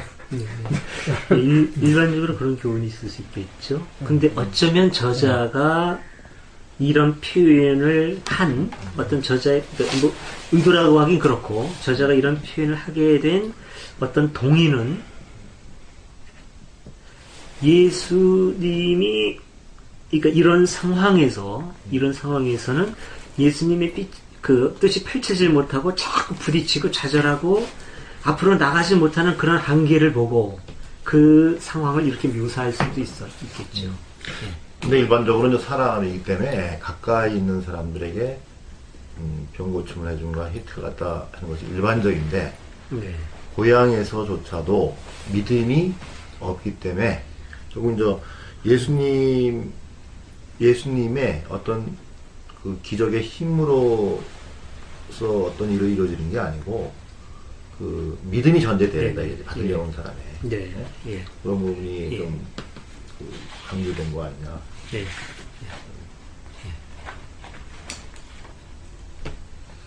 그러니까 좀 더 뭐랄까 의역을 한다면 그렇죠. 예수님은 분명히 병을 고쳐주시는 분이요, 기적을 일으키시는 분이요, 그런 일을 행함으로 말미암아서 결국은 예수를 따르고 믿고 따르는 모든 사람에게 자유와 평화와 기쁨과 온전함을 주시는 분일 겁니다.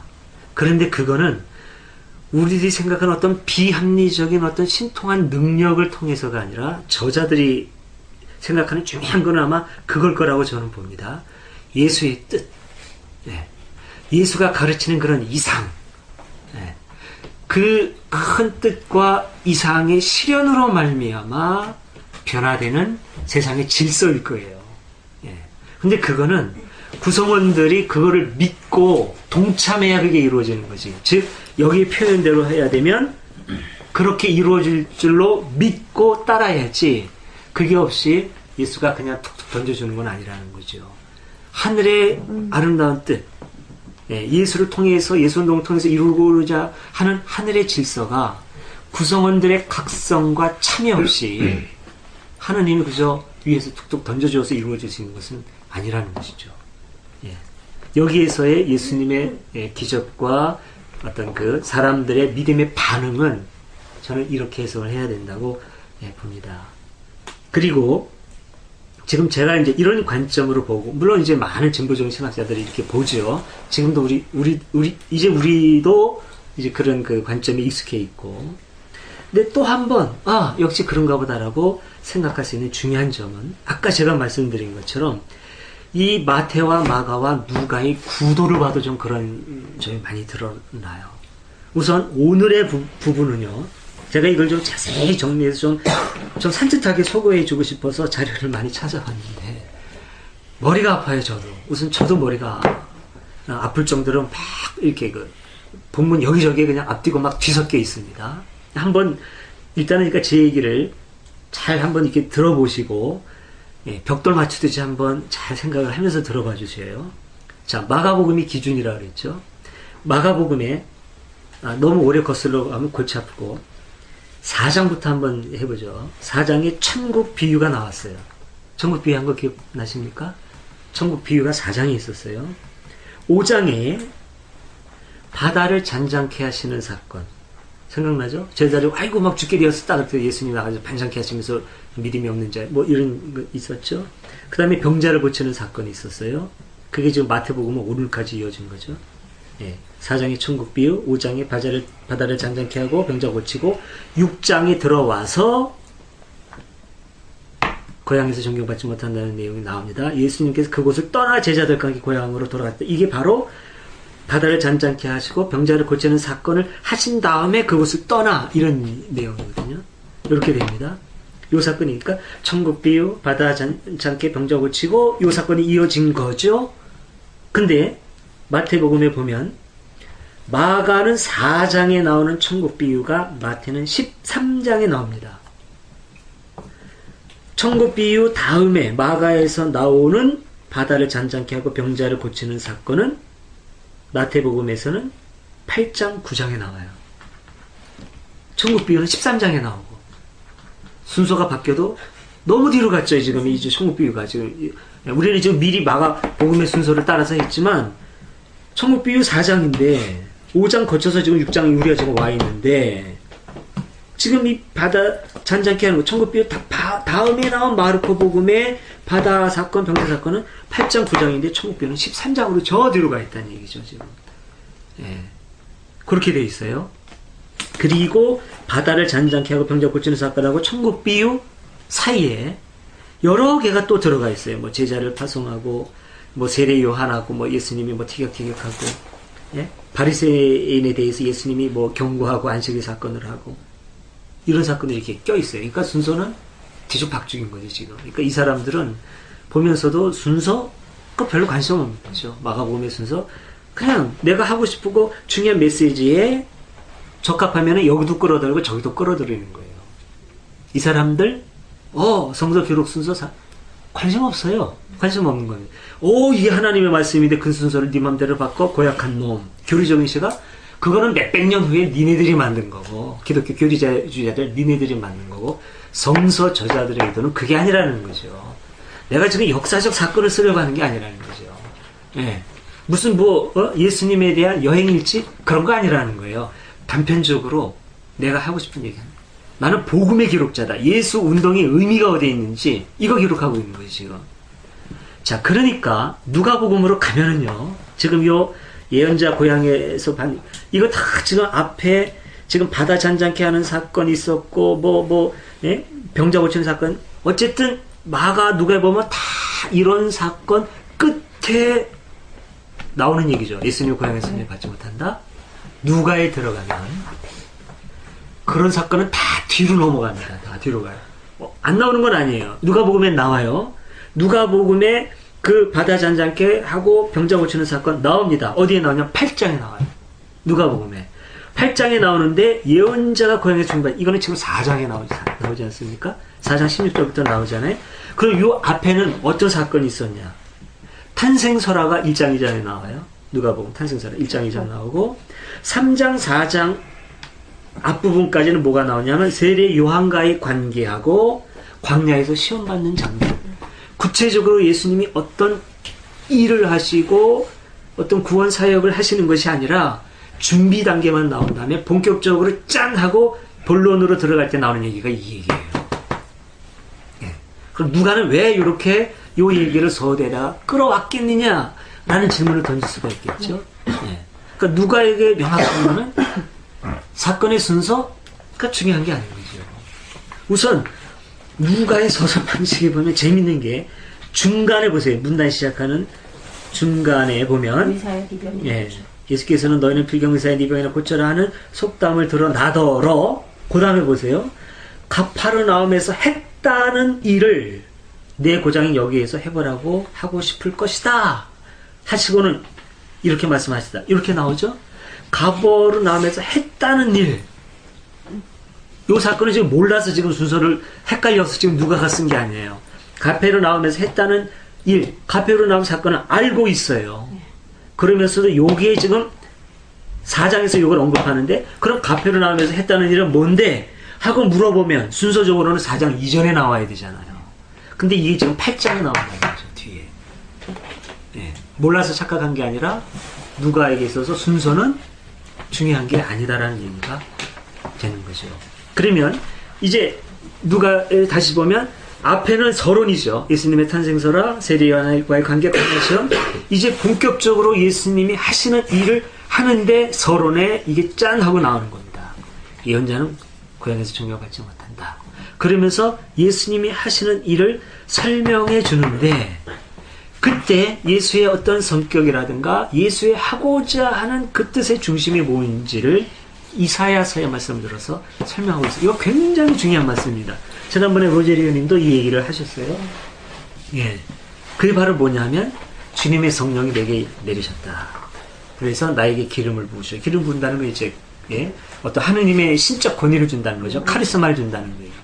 우리가 흔히 하는 카리스마라고 하는 게 은사라는 말입니다. 은사, 카리스마, 헬라어예요. 카리스마, 은사. 은사라고 하는 건 뭐냐면 어떤 사람에게 그 사람이 그냥 순수하게 자기 능력으로 개발되는 것이 아닌 그 이상의 초인적인 신적인 능력이 바깥으로부터 주어지는 거, 위로부터 주어지는 거, 그게 은사예요. 그게 카리스마예요. 예, 달란트하고 다릅니다. 달란트는 그 사람한테 물론 모든 게 하나님으로부터 온다고 보지만 달란트는 그 사람 안에 내재된 능력이고 재능이에요. 로제리 의원님이 이거 잘하고 한다는 예. 달란트죠. 카리스마는 이 사람한테 어느 순간에 내재된 단순히 내재된 능력의 개발이 아니라 물론 그와 결합될 수도 있지만 이 사람의 능력을 초월한 신적 능력이 주어지는 거예요. 이 카리스마입니다. 예. 기름을 붓는 건 이런 하나님의 카리스마가 임하는 거예요. 그래서 주께서 이제 뭐 어떤 일을 하느냐면 가난한 이들에게 복음을. 이게 지금 누가의 중요한 관점입니다. 예수님 왜 오셨는데 무슨 일을 하러 왔는데 가난한 이들에게 복음을. 영적인 말씀인가요? 종교적인 말씀인가요? 가난한 사람들, 마음이 가난한 사람들이 아니라 가난한 사람, 사회적인 거 아닙니까 이거? 네. 네. 체제적인 거 아니에요? 굉장히 위험한 빨갱이적인 발언일 수 있는 거예요. 그 다음에 주께서 나를 보내시어 묶인 사람에게는 해방을. 이게 어떤 그 영혼이 묶인 거 이거 말하는 걸까요? 아니요. 그걸 말하는 게 아닐 겁니다. 눈먼 사람들을 보게. 눈먼 사람을 보면 이거는 뭐 영적인 거 아닐까라고 우리가 해석할 수도 있어요. 예. 근데 이것도 의식해요. 이쪽의 의미가 굉장히 강할 수 있는 거예요. 예. 사회를 깨우치고, 예. 가난한 사람들에게 의식을 불어넣어 주어서 이렇게 본다면 얘기가 달라지죠. 억눌린 사람들에게 자유를. 상당히 사회적이고, 이거는 이제 구약의 하나님의 사람들이 했던 체제 저항적인 성격이 굉장히 강한 거죠. 예언자들이 했던. 예. 이런 면들이 이제 누가가 지금 보고 있는 거죠. 예. 그러면서 이런 일들을 하고 있는데 고향 사람들이 저항하라고 해요. 네가 뭔데? 이러고 지금 있는 거죠. 예. 이런 예수운동의 저항에 대해서 고향이라고 하는 유대 지방, 팔레스타인 지방에서는 어떻게 반응이 일어났느냐. 웃기지 마라. 네가 목소리하듯이. 네가 종교 지도자들이 너는 뭐 배운 것도 별로 없는 놈이 네가 감히 우리 그 종교 지도자 2000년 동안 내려온 사실은 뭐 2000년까지는 아니죠. 뭐 한 500~600년인데 정확하게 말하면 뭐 아브라함부터 따지면 2000년이라고 하니까 그런 전통에 대해서 네가 감히 도전을 해? 이런 시각은 바로 그런 거죠. 네가 뭔데? 네 쬐꼬만 놈이 네가 이런 시각이 될 수도 있다는 것이죠. 예, 여기에 대해서 이 복음서 저자들이 느끼는 이제 어떤 그런 안타까움이라든가 이거를 결국은 돌파해서 뛰어넘어야 된다고 하는 어떤 그런 의미 같은 게 여기 담겨 있다고 보는 것이죠. 그러면서 이제 뭐라고 이제 그 누가가 보는 중요한 관점은 이런 이사야의 예언의 말씀 쭉 한 다음에 결정적인 말씀을 하죠. 이 성서의 말씀이 오늘 너희가 들은 이 자리에서 이루어졌다. 예수에 의해서. 예수가 바로 이 그런 그 거대한 구약의 이상과 품에 대해서, 그러니까 어떻게 보면 예언이라는 것보다는 난 그게 좋을 것 같아요. 예언의 성취, 그런 운명론적으로 자꾸 사람들이 생각을 하기 쉽습니다. 예. 그 뜻을 깨우친 사람에 의해서 완성되는 어떤 운명론적인 것이 아니라, 인간의 의지에 반응하기 없는 어떤 운명론적인 것이 아니라, 그런 사람에 의해서 예수님이 이제 딱 시작을 한 거죠. 깨우친 것에 대해서 하나님 나라 운동이 지금 시작되고 있고, 예. 예수에 의해서 비로소 완성되는. 그러나 그 예수조차도 어떤 그 예수 개인이라고 하는 인물이 우상화되는 것이 아니라 그가 했던 일, 그 뜻, 하느님의 나라, 이게 중심이 되어야 된다는 거죠. 그런 점에서 성경의 주인공은 예수가 아니라 하느님의 나라다라는 얘기를 많이 사람들이 해요. 성경의 중심은 뭐냐? 많은 사람이 예수 그러죠. 그런데 성경의 중심은 하느님의 나라다. 이렇게 이제 해석하는 학자들이 굉장히 많다는 거죠. 예, 성경의 주제, 하느님의 나라. 예, 이렇게 그러니까 이런 그 부분 이렇게 된다는 것. 네, 우리 조금 있다가 이제 또 이제 느끼는 점 얘기하기로 하고요. 지금 좀 복잡하시죠, 많이? 아니요. 사건도 막 왔다 갔다. 아, 보자세요? 어이구. 모범생이라. 그리고 지난번에는 보면은 막 여기저기 왔다 갔다 하고 호수 건너가고 막 이랬죠? 자, 우리 조금 한번 정리해 보겠습니다. 이렇게 하는 게 좀 좋을 것 같아요. 이 벽을 보고 이렇게, 아니, 그냥 이게 나으려나? 자, 저희 다 보이십니까? 여기 보면 현대의 근동이라고 나오죠? 지금 현재의 근동처방의 모습에 여기 지중해 있고, 예? 여기 터키 있죠? 여기 소아시아, 이제 터키입니다. 이집트가 여기 밑에 있어요. 유럽 이쪽으로 가면 이제 그리스 나오고 이탈리아 있고, 예? 이렇게 유럽이 이렇게 하겠죠. 아프리카 이렇게 내려가고요. 이쪽이 아시아 쭉 있겠죠. 이렇게 중국 있겠고, 인도 있겠고, 예, 그 다음에 이렇게 됩니다. 팔레스타인이 이 3개 대륙이 만나는데 아시아, 아프리카, 유럽 3개 대륙이 만나는 교통의 요지가 바로 여기입니다. 그러니까 여기가 아주 교통의 요지예요. 예, 그리고 살기가 굉장히 힘든 데입니다. 아주 척박한 곳이고. 요 밑으로는 사우디아라비아 사막 지역이죠. 예, 사막 지역이기 때문에 여기는 좀 사람 살기가 힘든 데예요. 여기만 상대적으로 비옥합니다.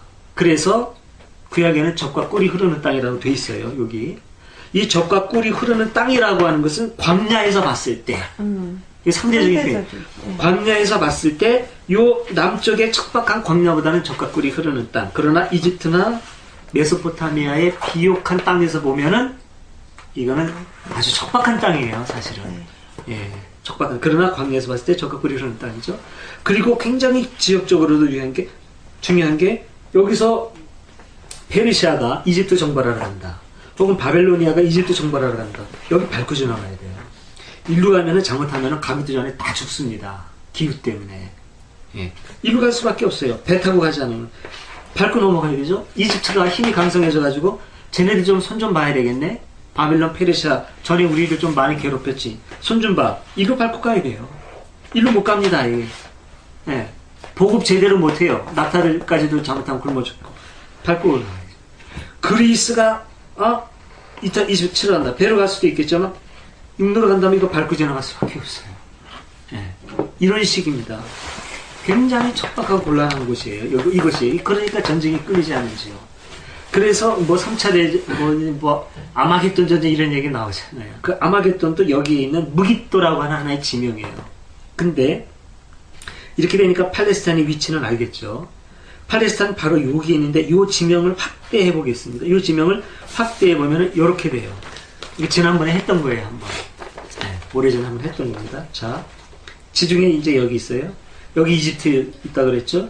이쪽 유럽이 있으면서 여기 이렇게 터키 있고 이제 그리스 있고 로마 있고 유럽 대륙 이렇게 있고 아시아 이렇게 있어요. 중국 저기 뭐 인도 이렇게 해가지고 여기 이제 아까 그 지역입니다. 여기에서 좀 주목해서 봐야 될 부분은 큰 호수 중간에 요단강이 있어요. 두 개의 큰 호수가 있는데 밑에 사해가 있고 죽음의 바다. 염도가 굉장히 높기 때문에 생명체가 살지 못해서 죽음의 바다라는 뜻으로 사해라고 하지만 오늘날에는 여기가 아주 그냥 그 값진 보물의 요지로 되어 있어요. 여기가 위쪽에 갈릴리 바다가 있습니다. 갈릴리 바다. 성경에 무수히 나오는 갈릴리 바다가 바로 여기에 있고 사해와 갈릴리 바다를 흐르는 강이 요단강이에요. 요단강은 대체로 청계천보다 조금 더 넓은 강입니다. 한강하고는 비교할 수가, 한강에 비하면 이건 개천이에요, 개천. 오늘날도 가보면. 네, 그렇습니다. 그러니까 얼마나 여기가 척박하고 이런 강의 의지에 사는 이 지역이 얼마나 척박한지 알 수가 있는 거죠. 이렇게 있어요. 어쨌든 여기 갈릴리 호수가 있는데 놀라운 거는 갈릴리 호수로 가면은요 끝이 안 보여요. 엄청 넓어요. 이 호수 한번 이렇게 가보면은 고기도 많이 잡히고 그러니까 어부를 잡고 뭐 광풍이 몰고 이거 다 지금 갈릴리 바다에서 일어나는 겁니다. 사해는 그런 거 없어요. 그리고 이제 요 유대 광야 지방 이렇게 돼 있습니다. 자, 주로 우리가 공부했던 바다를 잔잔케 하고 병자 고치고 전부 다 어디에서 일어났냐면 이쪽 갈릴리 바다를 중심으로 해서 일어납니다. 예수님이 주로 활동했던 것은 요 갈릴리 지방 안에서 호수를 중심으로 있었던 거죠. 지난번에 바다를 건너서 갔죠? 가가지고 데가볼리로 갔죠. 데가볼리, 데카폴리스 10개의 도시, 그리스인들의 도시 호수를 건너서 이렇게 건너간 거죠. 이렇게 건너간 겁니다. 거기서 돼지떼 그 거라사 광인 얘기 나오죠.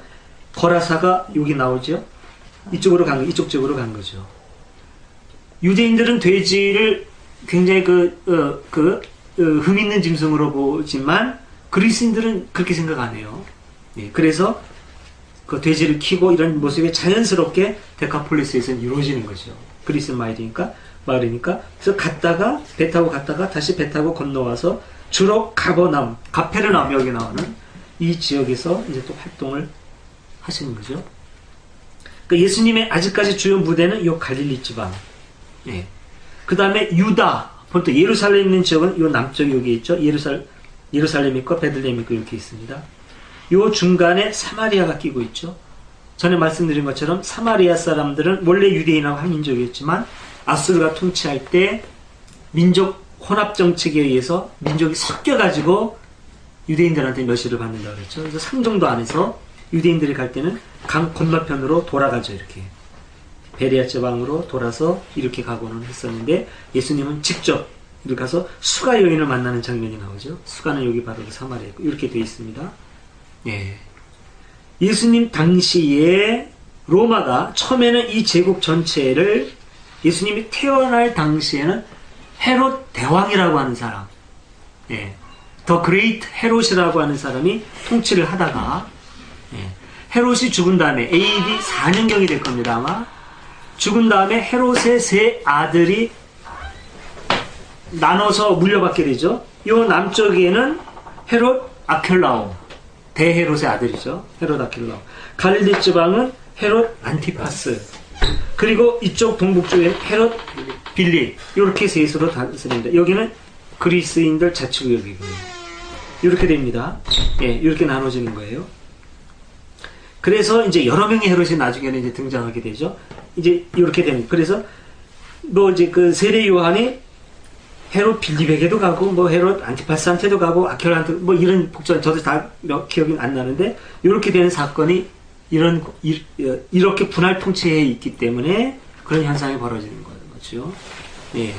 이 사람들의 아버지인 헤롯은 헤롯 대왕이라고 그러고, 이 헤롯들은 분봉왕 헤롯이라고 이제 그렇게 얘기를 합니다. 주로 예수님이 나오는 많은 바다, 호수, 갈릴리 호수예요. 지중해가 아니고요. 예. 갈릴리 바다라고 하는데 이 모순이죠. 바다라는 표현이. 그러나 헬라어에는 바다라는 단어가 탈라사인데, 탈라사라는 단어는 바다도 탈라사고 호수도 탈라사고 같은 단어라고 그랬죠. 그러니까 흐르는 게 아닌 큰 웅덩이에 고여있는 거는 탈라사예요. 호수도 넓게 고여있으면 탈라사죠. 바다도 그러니까 그냥 탈라사예요. 이 사람들이 볼 때는. 그런 거예요. 우리 말처럼 이게 구분되어 있잖아요. 그러니까 갈릴리 바다라고 하지만 정확하게 표현한다면 갈릴리 호수죠. 이 갈릴리 호수를 디베리아 호수라고도 하고, 이 디베리아는 이때 당시 예수님이 활동하실 당시, 태어날 당시가 아니라 태어날 당시는 아우구스투스죠. 네, 아우구스투스인데 예수님이 활동하실 당시에는 아우구스투스의 양아들인 티베리우스가 다스리고 있었기 때문에 그 이름을 따서 티베리우스. 지금도 티베리아스라는 도시가 있어요. 이 디베리아라는 이름을 딴 거고 디베리아라고 하는 호수가 있고 이렇게 되는 겁니다. 지금은 이 호수를 중심으로 계속 활동하고 계세요. 대갑을 열어 갔다가 또 호수를 건너오고 이런 활동을 지금 하고 있는 거죠. 이런 지형적인 분위기, 이리저리 지리적인 환경에서 하셨다는 거를 좀 이제 염두에 두실 필요가 있을 것 같고요. 아까 이제 그 예수 운동의 중심 메시지, 중심 뜻 말씀을 드렸죠. 가난한 사람들, 묶인 사람들, 굶은 사람. 예, 이거를 영적으로 해석하는 것이 과연 옳으냐, 라고 하는 거 우리가 짚었고, 그 다음에 왜 이 중요한 예수 운동의 뜻과 성격을 누가는 사건 이전에 맨 앞으로 가져갔느냐. 예, 이거는 뭐 마르코에 의하면은 이건 사실이 아니죠. 이게 실제 사건이라면 한참 뒤의 사건을 갖다가 왜 시대적인 거를 무시하고 앞으로 그냥 탁 가져와 가지고 이 사건하고 연결을 지어서 이 메시지를 여기에다가 연결을 시켰느냐라고 하는 거. 이건 누가에게는 굉장히 중요한 예. 누가가 해석하는 건 그거죠. 예수 운동 그거는 바로 이거야. 예, 이런 거죠.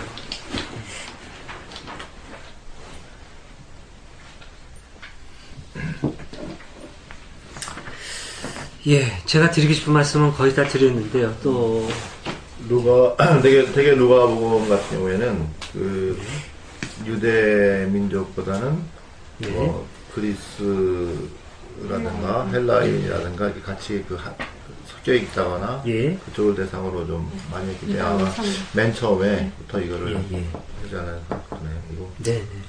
그런 의도가 상당히 엿보인다고 봐야죠. 그러니까 누가에게 중요한 거는 어떤 그 사건 뭐 순서 그거보다는 어떻게 이 사람들한테 그 복음의 의미를 잘 설명해 줄까? 어떻게 하면 그 예수 운동을 설명해 주고 이 뜻 있는 운동을 사람들한테 제대로 설명해서 많이 참여할 수 있게 할까? 라고 하는 그런 의도가 잘 나타나 있다고 볼 수 있겠죠.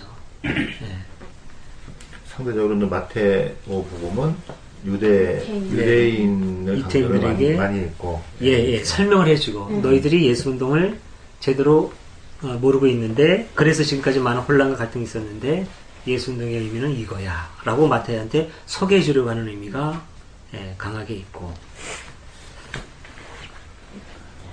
공동체의 특성 같으니까 마태오 공동체는 주로 유대인으로 구성된 공동체고 누가 공동체는 헬라인이 많이 섞여 있는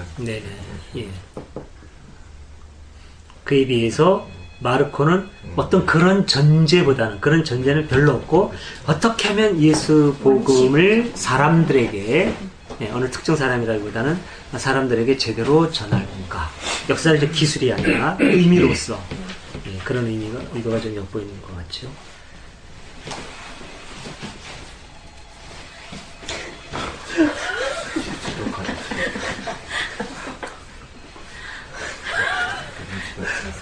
정겨워요. 맞아요. 옛날 소리.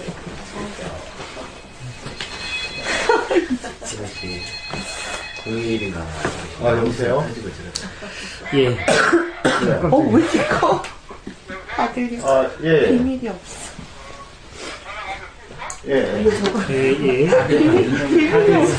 저쪽은 저쪽이고 우리 얘기 계속 합시다. 사진을 보자기 안 되네.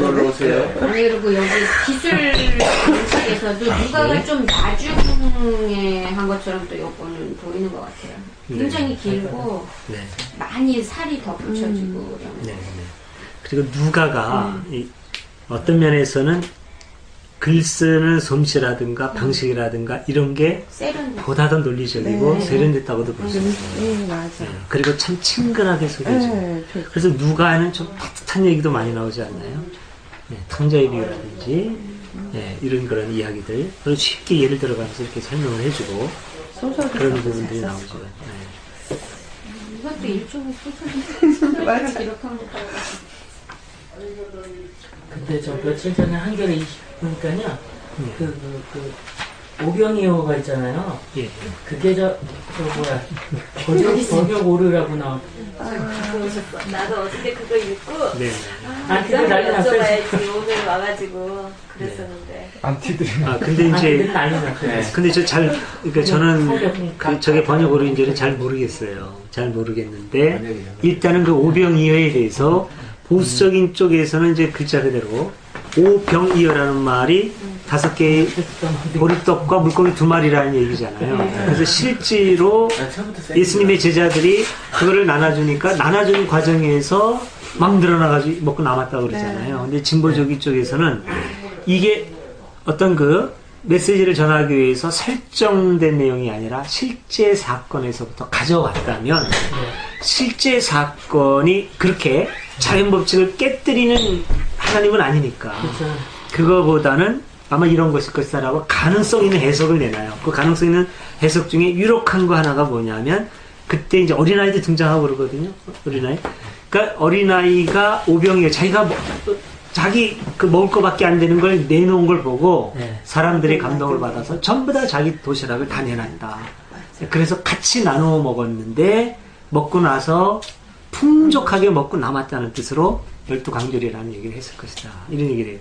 12절이라는 얘기가 또 등장하잖아요. 지난번에 얘기한 것처럼. 그러니까 우리가 이럴 때, 이제는 이제 익숙하죠. 여기서도 나와요. 예, 12이라고 하는 거는 꼭 12이라기보다는 유대인들에겐 그렇게 의미 있는 숫자. 3 곱하기 4는 12. 하나님이 사람들과 더불어서 어떤 의미 있는 일을 할 때 충족한 숫자. 이제 그런 의미라는 거죠.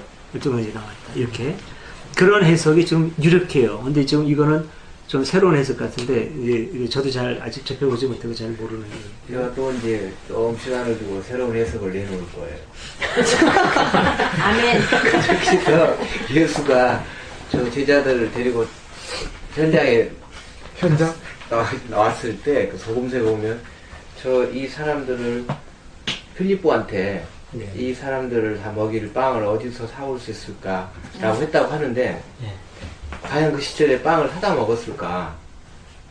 그러니까 빵을 사다 먹을 것 같지 않고 2000년 전에 네. 생각해보세요. 그런 일이, 근데 그걸 그렇게 했다면 왜 그걸 사다 먹었을까라고 이제 의문이 생기고, 그 사다 먹다라는 것이 오는 성서에 아고라조라는 말이에요. 네. 그 말이 사다라는 의미가 있는 거예요. 요즘 말로 하자면. 네. 근데 더 깊은 뜻은 이렇게 몸값을 지불하고 성량시키다, 예를 들면 해방시키다, 그런 의미가 있는 거예요. 이렇게 많이 모인 사람들을, 네. 그러니까 어떻게 그러니까 뭘 지불하고 이 사람들을 해방시켜야 되는데 어떻게 하고 이 사람들을, 그러니까 먹을 것으로부터, 그러니까 풀어줄까? 네, 그러니까 이 사람들이 먹을 것이 그러니까 우리가 너무 좋은 얘기를 듣다 보면 한두 끼 굶어도 배가 안 고프잖아요. 네. 그러니까 이 사람들에게 그런 것으로부터 벗어나게 해주는 거죠.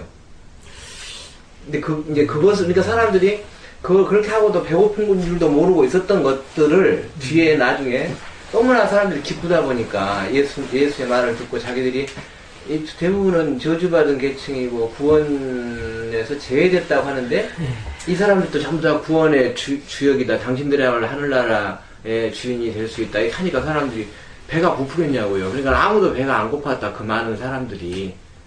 그러니까 그런 먹어야 되는 그런 것 먹지 않으면은 화가 나고 배고프고 하는 그런 것으로부터 성량시키는 그런 의미로 됐던 것을 나중에 그렇게 오병이어로 만들지 않았을까. 글쎄요. 근데 이제 여러 해석이 있을 수 있고요. 우선 이 해석도 설 중에 하나라고 이렇게 생각을 하는 게 좋을 것 같아요.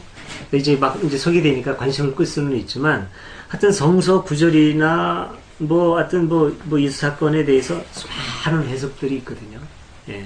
근데, 우리가 새롭게 소개되는 것에 대해서 너무 이렇게 이것만이다라는 생각을 안 하시는 게 좋고, 제 얘기도 마찬가지입니다. 사실 이거는 제 해석이고 제 관점이지, 이게 꼭 옳다고 단정 지을 수는 없는 거예요. 그러니까, 이게 저거는 틀림없겠거니라고도 생각하지 마시고 그냥 가능성으로 남겨두는 게 좋을 것 같고, 지금 이제 루제리온이 말씀 그냥 그렇게 해석하는 건 제가 아직 들어보지 못했는데, 글쎄요. 들어보면 사람들이 빼어나가지고 1, 2만 있어요. 네. 아니 제가 시간이 많으면 좀 더 장황하게 생각하는데 깊이 들어가 보니까 제 생각에는 거의 심증이 매우 깊어졌어요. 근데 이제 우리가요, 남고 그런 얘기 아닌 것 같아요. 우리가 이제 성경을 해석하는 것 중에 많은 경우 어거스틴으로부터 오는 관점에 익숙해 있는 부분이 참 많이 있어요.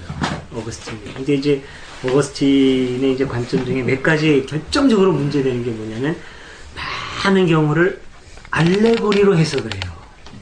알레고리라는 건 또 뭐냐면, 우리가 지금까지 얘기했던 메타포라든가 이거하고는 또 좀 성격이 달라요. 예. 알레고리는 사건마다 거의 숨겨진 비유가 있다라고 보는 거죠. 그러니까 전에 말씀을 드렸는데, 그 사마리아 사건을 예수님이 말씀하신 의도는 거의 명확해요. 거기서 이제 보면은 사마리아인이 등장하고 제사장이 등장하죠. 예. 그리고 이제 하여튼 유대 사람 등장하고 하는데, 레윈이 등장하고 하는데, 정말로 하나님의 뜻에 합당하게 어려움에 처한 사람을 도와주고 그 사람을 회복해 준 사람은 사마리아인이죠. 그리고 예수님이 나중에 그 사람한테 뭐라고 하냐면 너도 가서 이와 같이 하라 라고 얘기하죠. 그러니까 어려운 이웃을 보면은 외면하지 말고 사마리아인처럼 그렇게 너도 실행을 하며 살아라. 근데 거기에서 사마리아인을 등장시키는 것은 뭐냐면 지금까지 우리들이 방해받기 쉬운 종교 지도자면은 아마 하나님께 가까울 거야. 이런 편견을 갖지 말고 사회적인 편견이나 이런 것 없이 실제로 하나님의 뜻을 행하는 사람을 보면 존경하고 너도 네 위치가 어디에 있든지 간에 하나님의 뜻을 따라 살기를 힘써라. 어떤 계급이라든가 종교 조직이라든가 이런 것부터 자유롭게 라고 하는 게 분명해요. 이거는. 근데 어거스틴이 뭐라고 했었냐면 그 위대한 어거스틴이 알레고리에 빠지는 거죠. 예. 이거를 영적으로 해석을 하는 거예요. 이거는 실제 사건의 교훈이 명백한데도 불구하고 여기에서 예루살렘은 뭐냐? 예루살렘에서 여리고로 가다가 이렇게 나와 있거든요. 예루살렘은 교회다. 여리고는 이건 이방의 세계의 생명사다. 근데 이 사람이 예루살렘에서 여리고로 가다가 강도를 만났다. 강도란 뭐냐? 이건 사탄이다. 봐라. 교회에서 우리가 온전히 하나님의 교회를 중심으로 살아야 되는데 교회에서 떠나서 이방 세계로 가다 보니까 바로 강도를 만나는 거다. 사탄이 우리를 치는 거다. 그런데 여기에 대해서 제사장이 갔는데 레위인이 갔는데 그거를 못 봐서 그냥 지나가고 레위인도 지나가고 이건 뭘 의미하느냐? 율법도 우리를 구원하지 못하고 종교도 우리를 구원하지 못하고 근데 사마리아인이 고쳤다. 사마리아인은 누구냐? 바로 예수님이다. 이렇게 해서 이게 어거스틴의 해석입니다. 근데 사마리아인이 예수라고 하는 근거가 어디 있어요? 어거스틴이 놓친 겁니다. 이게 이런 게 이제 있을 수 있어요. 그러니까 이런 너무나도 영적인 해석이 아니 근데 그거랑 위험할 지금 수도 있고. 저기서 말씀하신 거랑은 거기서는 영적이 아니라 이제 이 빵을 사다가 이렇게 어떻게 먹일까인데 그게 그 빵이라는 게 어떤 속량하는 그렇게 해서 이 배고픈 거를 뭘로 채울 수 있을까 그게 꼭 영적은 아닌 것 같고요. 이쪽 말들이 좀 모음이 없고 보기가 이렇게 해석하기에 따라서 내가 문맥을 어떻게 읽느냐에 따라서 좀 다르다고 여기 그렇게 나왔어요. 그리고 이 사람이 이 조철수가 이 사람이 이걸 전공한 게 고대 세머 이집트학 아시리어학을 가르쳤대요. 그래서 철저하게 여기에서 그냥 해석이 아니라 그냥 번역을 그렇게 하는 그런 거를 하는 부분이 있어요. 근데 예수께서 사람들은 많이 모여 있고 그러니까 속량이라는 거에 뭐 죄를 속량하는 게 아니라 그 배고픔을 그러니까 배고파서 죽겠는데 필리포한테 어디 가서 이 사람들을 많이 그런 뜻이 아니라 이 사람들을 도대체 어떻게 해결해 줄까 어떻게 처리해 줄까 그런 뜻이 있다는 거죠. 이제 그거를 한번 해석을 잘못하다 보면 점점점 발전돼서 저렇게 오병이어로까지 갈 확률이 매우 높다고 저는 저거 보기 전에 아고라 죽은 아니야 안 봤어요. 안 봤는데 작년에 제가 작년에 제가 오병이하고 좀 전혀 틀려요. 그러니까 전혀 안 쓰는 상관없고 5,000명이라고 하는 것은 천부장 5명이다. 천부장 원문이 그렇대요. 원문에. 그러니까 사람이 5,000명이 아니라 천부장, 백부장, 200부장 이런 식으로 관직이 있어요. 그리스 여러 번역이 되면서 그 축사를 한 것도 일종의 성찬 의식의 성만찬. 하나다.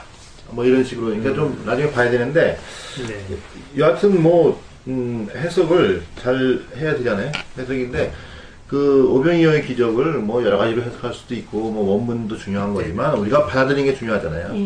받아들이는 게 지금 예수 정신에 따라서 나누면은 지금 물자가 배고픈 사람들 굶어 죽는 사람이 없고 충분히 남는다. 충분히 먹고도 그런 뜻으로. 그것도 좀 약간 억지스러운 게요. 예수 정신이 아니면 그 전에 그걸 몰랐나요? 예수 아니어도 남으면은 그렇게 남으면 다 아는 거를 굳이 갖다 예수에 붙여가지고 그건 너무나 안 맞는 거예요. 아니 그걸 알고 있는데 예수가 그런 운동을 했다 이제. 예수가 운동을 안 했어. 그러니까 예수는 그런 운동은 사실 글쎄 그런 운동까지 했을까? 아니 근데 이제요. 그 빤한 것을 지금. 근데 이제 얘들 유치원생들도 알 거를 갖다 그걸로 운동까지. 그러니까 그런 점에서 예수 운동이 특별할 게 없다고 생각해도 맞아요. 그런 점에서 예수 운동의 중심이 경천애인이거든요. 그렇으면 동양에도 있죠. 그런 점에서 기독교가 없어도 상관없다는 거죠. 그렇죠. 예, 기독교가 없어도 상관없는 거예요. 그러나 그렇다고 해서 기독교를 부정할 게 없는 게 아니라 기독교 내에서 예수가 가르친 것도 그렇게 보편 정신이라고 한다면 예수의 그 정신도 소중한 거죠. 그게 오히려 그러니까 동양의 모든 사상하고도 통하는 거예요. 이게. 그것보다 예수 정신이라면 그 작은 것을 갖고도 나눠 먹는다 이것보다도 그 당시에 그 유대 율법 그러니까 예수는 늘 율법의 하고의 이게 어쩌면 율법과의 전쟁이라고 하죠. 솔직하게 얘기하면은 율법을 모든 자기들의 사회의 규범으로 봤는데 이것에 반환을 할 때 자기 목숨까지 이태로워지거든요. 이거를 예수는 율법에 반하면서 한 건데 그 한 것이 뭐냐면 거기 있는 사람들은 대부분 다 천하고 뭐 거기 보면 여자하고 애들을 뺀 남자들만 몇이었다라고 나오잖아요. 그 여자하고 남자들을 뺀 사람이 5,000명이었다 그런다면 지금 저 새로운 학설에 하면 그게 이제 천부장 5이다. 그리고 여자하고 애들이 많고 남자는 몇 안 됐다는 얘기가 되잖아요. 그러니까 그러든지 말았든지 여자와 애들도 있어. 여자 애들은 원래 그 사람 취급을 안 했으니까. 근데 거기에 오인 뭐 병자들이라거나 그 저주받은 계층, 구원받지 못한 사람들에게는 음식을 나누는 것조차 율법에서는 금하고 있었다니까요. 그 사람 음식을 나누면 나도 저주가 되니까. 근데 그것을 거슬려서 내가 그렇게 해서 율법에 올가매어서 죽을지라도 어려운 사람을 보면 나눠야 된다고 하는 것을 얘기한 것이지 적은 것을 갖고도 나누면 충분히 많아. 이건 홍한쪽도 나눠먹는다 이런 얘기는 동서고금의 동양서양 너무나 흔한 얘기. 이거를 예수 운동으로 본다는 거는 조금 너무 무리한 얘기라는 거죠. 그 율법하고 딱 맞서서 이거를 내가 나누었을 때는 이것이 저 사람이 그런 그 저주받은 계층들하고 음식을 나눕디다 이 말이 가서 나에게 미쳐질 것 그것까지를 내가 감수하고 거기서 나눴다면 이것은 예수 정신이라고 볼 수 있죠. 굉장히 참 제가 예. 처음 그 접하는 굉장히 감동적인 지금 그 말씀이네요. 네. 예. 굉장히 감동적인 말씀이니까 어떤 그 율법을 거슬리면서까지 그렇게 어렵고 병든 자를 이렇게 도왔다는 그거 그래서 핍박받았다는 거 예수님.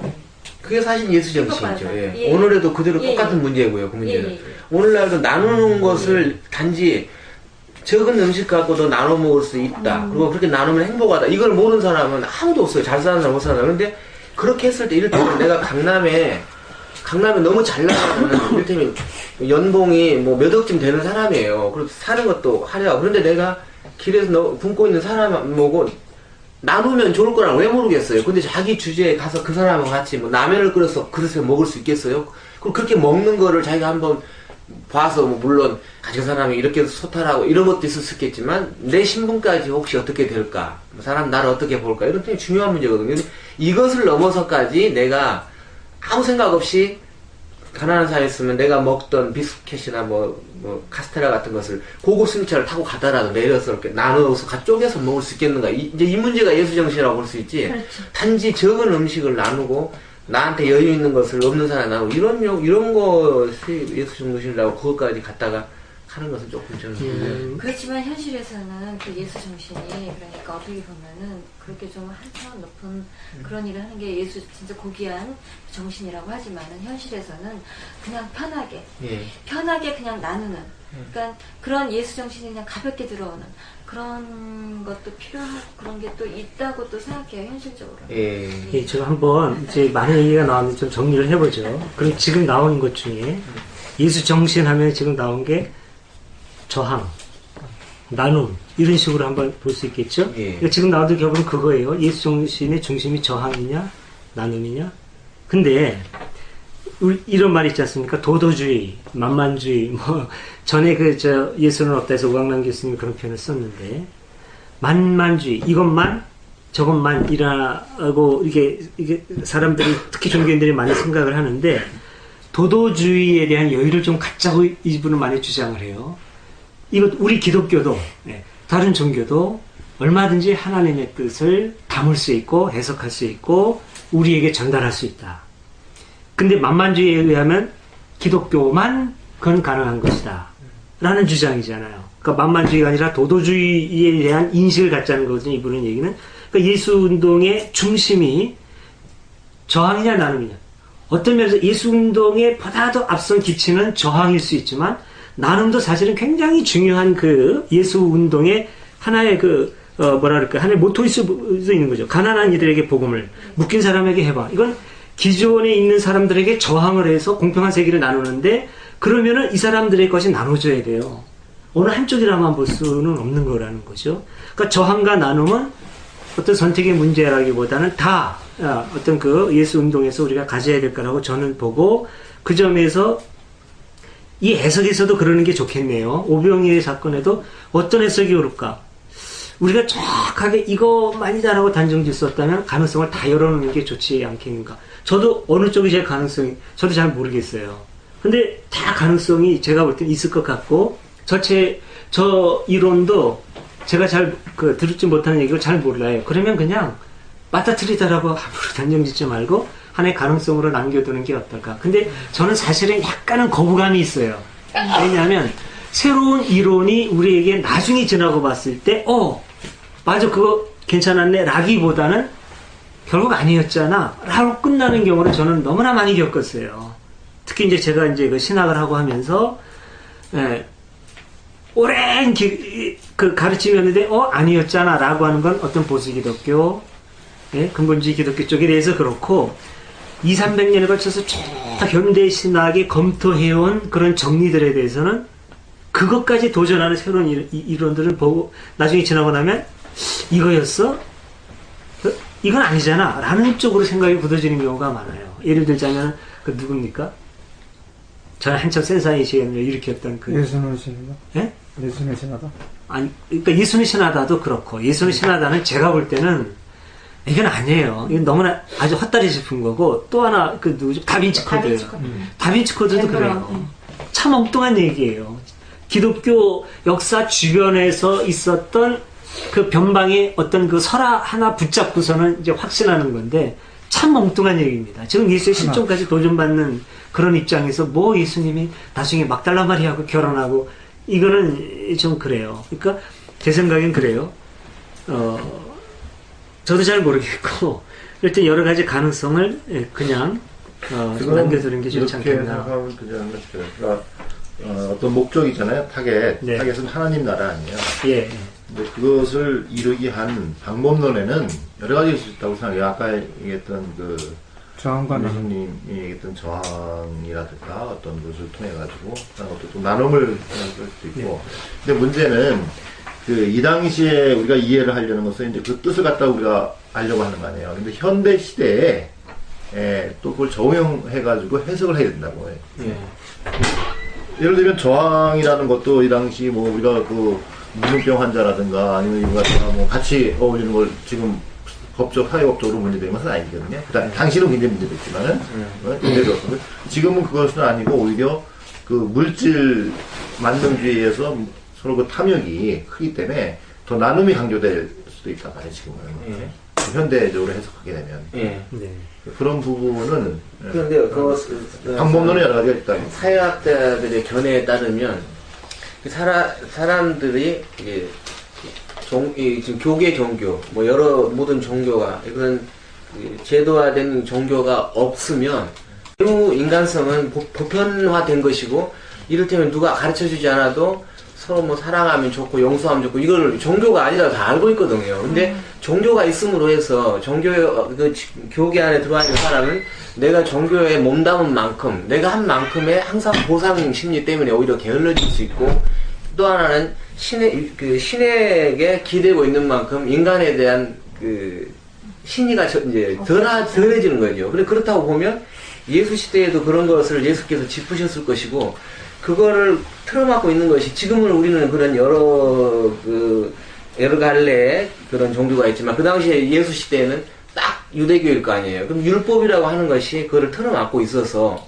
저것을 풀어줘야만 사람들에게, 그러니까 사람을 스며 있는, 참 하느님이 사람에게 가만 놔둬도 종교가 없어도 사람 안에 하느님이 스며 있게 돼 있어서 그대로 두면 그 사람 안에 스면 하느님이 작용을 해서 아까 말씀하신 경천에 있는 그런 사상으로 나눔도 가능하고 사랑도 가능한데 종교라는 것이 율법 이거를 막고 있어서 그것이 안 된다고 예수께서 코드를 보신 것 같다는 거죠. 그러니까 저항이 생기는 것이고 그래서 율법을 자꾸 그러니까 현재의 우리 시점에서 볼 때는 그게 그러니까 옛날에는 그때 그게 율법이고 현재는 우리도 있지만 스스로 아 나는 착하게 살아야지 예수님이 이렇게 나누라고 했으니까 나눠야지 막 이런 그 일부러 그 주입해서 그러니까 그런 식으로 그 생각만 꼭 그것만 그 예수의 사상인 것처럼 강박관념적으로 하는 그거가 현재에는 율법이라고 봐요. 묶여있는 그러니까 부자연스럽죠. 부자연스러운 거죠.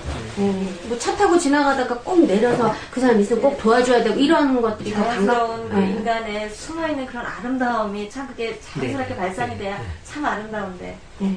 노자의 무의자의 사상 아니 그런 건 그게 생각이 아니에요. 나서 아니 그거하고도 통할 수가 있고 오히려 종교의 존재가 우리 안에 있는 어떤 그 신성이라 그럴까요? 하나님의 어떤 그 성품이 있고 힌두교에서 말하는 어떤 하나님의 씨앗이 우리 안에 있어서 충분히 우리가 그런 어떤 그 측은지심도 있고 그렇게 나누고 바로 살고 분별하고 할 수 있는 모든 요소가 있는데 종교라는 거울을 통해서 들여다보는 것 자체가 비효율적이고 어떤 우리의 그 자각에도 방해가 될 수 있고 여러 가지 요소가 있다. 그러니까 옛날에는 그게 어떤 그 가르치는 데 있어서 기본 규율도 되고 역할도 있었다 하더라도 현대에서는 차라리 종교가 없는 게 낫다라고 하는 해석들도 많이 있고 저도 거기에 대해서 상당 부분 긍정하고 싶어요. 단지 제가 짚고 싶은 것은 그래도 너무나 그쪽만을 주장하지는 않았으면 좋겠다라고 생각하는 점은 뭐냐면 그러려면 모든 사람이 다 깨어나야 되고 모든 사람들이 엘리트화해야 돼요. 그러나 모두가 그럴 수 있느냐는 거죠. 정말 IQ가 우리가 생각하기엔 두 자릿수인 사람들도 많이 있고 지적 장애도 있고 하는 그 사람들을 모두 다 그런 사람들이 각성해서 스스로 설 수 있는 그런 거냐. 그런 점에서 저는 무교회주의에 대한 반감이 있어요. 무교회주의 한 사람이 누굽니까? 전부 다 난 사람들이에요. 함석헌, 김규신 이런 사람들에서 무교회주의 하죠. 지네들이니까 그게 되지. 부처님 없이도 스스로 눈 감아가지고 우주의 기와 그대로 통할 수 있는 사람들이 있어요. 뭐 뛰어난 뭐 승산 스님 그분들 그렇게 하죠. 부처님 상 없는 게 훨씬 나아요 그분들한테. 근데 부처님 상 없으면 마음을 모을 수 없는 시골 할머니도 있는 거거든요. 이런 분들에게 함부로 그건 어리석은 거고 그런 상이 없어야 그냥 통할 수 있어. 자기 기준으로 그렇게 얘기하는 거는 이분들한테는 너무나 버거운 게 될 수도 있고. 근데 그렇게 얘기한 사람이 있어요. 시골 할머니들한테 얘기한 사람이 에크하르트예요. 에크하르트 책 보면 그 시골 아낙네들한테 매일 그런 식으로 너가 혼자 깨어나고 서야 되고 너는 자유롭고 계속 그 설교를 하면 아낙네들이 받아서 쓴 게 독일어 농고집이거든요. 에크하르트를 제가 좀 보니까. 근데 그렇게 해도 안 해도 된다. 항상 끝에는 그렇게 말하지만 그 아줌마들은 또 열심히 자기가 들은 대로 써서 여태까지 그 책이 남아있고 그러니까 그게 어렵지만 사실은 하나하나 우리가 깨어나야 되는 거는 사실은 그게 맞고 누가 도와줄 사람이 없는 게 사실 아닌가요? 사실은 힘들지만 일단 이런 것 같아요. 왜 종교가 필요하냐? 우리가 그 부처나 예수를 알고 그 다음에는 예수를 알고 그거를 밑거름 삼아서 밟고 우리가 일어서면서 나중엔 예수를 버리고 뭐 부처를 죽여라 이런 듯이 요거를 그 자양분으로 삼고 우리가 거기서 벗어나서 자유롭고 아름다운 그걸 나타나잖아요. 우리 산절님이나 진짜 숭산스님이나 그래서 그러면서 저는 종교가 정말 필요한 그 역할을 한다고 생각해요. 근데 그렇게까지 가야지. 안 그러면 다 교주화돼요. 당위성은 다양하게 접근할 수 있지만 매이지 말라는 거죠. 그러니까, 종교에 알아야지 안 매이죠. 알아야지 밟고 넘어설 수가 있는 거예요. 모르는 상황에서는 매이지 않게 해서 깨어나자는 거지. 종교 자체를 다 부인하고 종교라는 것은 필요 없다고 하기 위해서 깨어나자는 것은 아니에요. 아니 저기 뭐지 기리성 선생님이 쓴 에크하르트 책도 있고 에크하르트 독일어 농고도 제가 있거든요. 근데 거기에 보니까 이 사람이 그 시골 할머니들한테 한 개도 못 알아듣는 할머니들한테 독일어로 계속 말했고 그 할머니들이 그걸 받아서 적었는데 그 적은 거를 우리가 갖고 있는 거예요. 그 사람이 쓴 게 아니고. 네. 근데 다 맞게 그 내용을 알고 그러니까 이 사람은 근데 그 당시에 네. 글을 적을 수 있다고 하는 것은 할머니들이지만 굉장히 엘리트 할머니. 독일어요. 독일은 되게 엘리트 할머니들이에요. 그래도 안 적은 할머니들도 거기 매일 앉아 있는데 늙은 할머니들이 있는데 계속 그런 걸 했단 말이죠. 그러니까 그런 것도 계속 해야 되는 거고 결국은 교조주의를 없애려면 계속 그렇게 하는 수밖에 없는 거예요. 그게 어렵지만 알아야죠. 네. 알아야 벗어나죠. 예, 계속 이제 깨우는 작업은 계속 해야 될 것이고. 예, 또 뭐 더 하실 말씀 있으시면 더 하시고. 그래서 이 자리에서 이루어져야 이 자리에 잘 이루어져야 네.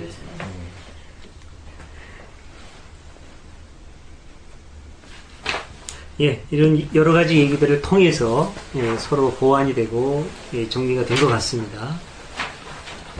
어떻게 할까요? 네. 우리 예동 식구들한테 너무 배우고.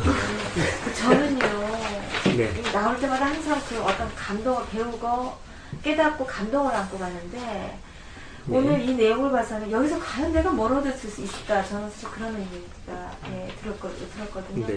그래서 이제까지 나온 중에서 오늘 정말 큰 아주 대단한 그 감동과 그 느끼고 가요.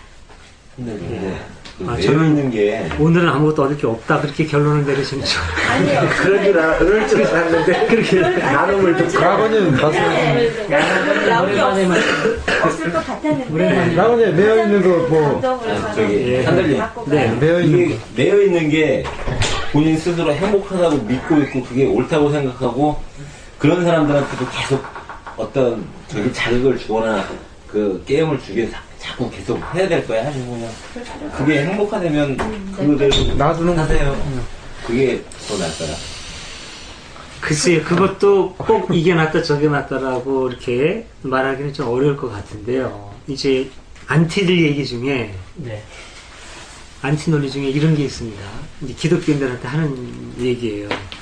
기독교인들아, 당신이 이게 좀 표현이 좀 그런데 그 얼굴에 똥칠을 하고 똥을 먹고 살면서도 행복할 수 있다면 그렇게 하라. 단 나도 그래야 된다고 강요만 하지 말아달라. 이거는 어느 정도 온건안티예요. 그러니까 너희들이 강요만 하지 않으면 얼굴에 똥칠하고 똥을 먹어도 진짜 행복할 수 있다면 의미를 부여해주겠다는 거죠. 인정해주겠다. 근데 어쨌든 이 사람들은 기독교의 모든 논리나 사상이나 체계를 배설물로 보는 시각은 있는 거죠. 자기들이 볼 때는 배설물처럼 보이는 건데 그게 정말 행복할 수 있다면 인정해주겠다. 그러니까 정말 어쨌든 간에 기독교 신앙, 왜곡된 어떤 교리적인 신앙이라고 하더라도 그것 때문에 정말로 누군가가 행복해 할 수 있다면 꼭 그거를 깨우쳐야 되느냐는 약간 고민의 문제가 있죠. 이거는 제가 생각해 볼 때는 그 사람의 어떤 의식 수준하고 좀 관계가 되어 있지 않을까 하는 그런 생각이 들어요. 산타 할아버지가 있다라고 생각하는 어린이가 정말로 행복해 하는데 이걸 깨우쳐줘야 되느냐 말아야 되느냐. 예를 들어서 7살이다. 그러면 굳이 그거를 산타는 없는 거야. 그럴 필요는 없을 것 같아요. 그 아이한테는 그 세계에서 마음껏 꿈을 갖고 행복해 할 수 있도록 내버려 두는 게 좋겠고. 근데 이 아이가 20살이 되어서도 여전히 산타 할아버지는 있는가 그 세계에 젖어든다면 굉장히 방해가 될 것 같고 이 사람한테는 이 얘기를 해줘야 되지 않겠는가. 근데 그건 너무 쉬운 거고요.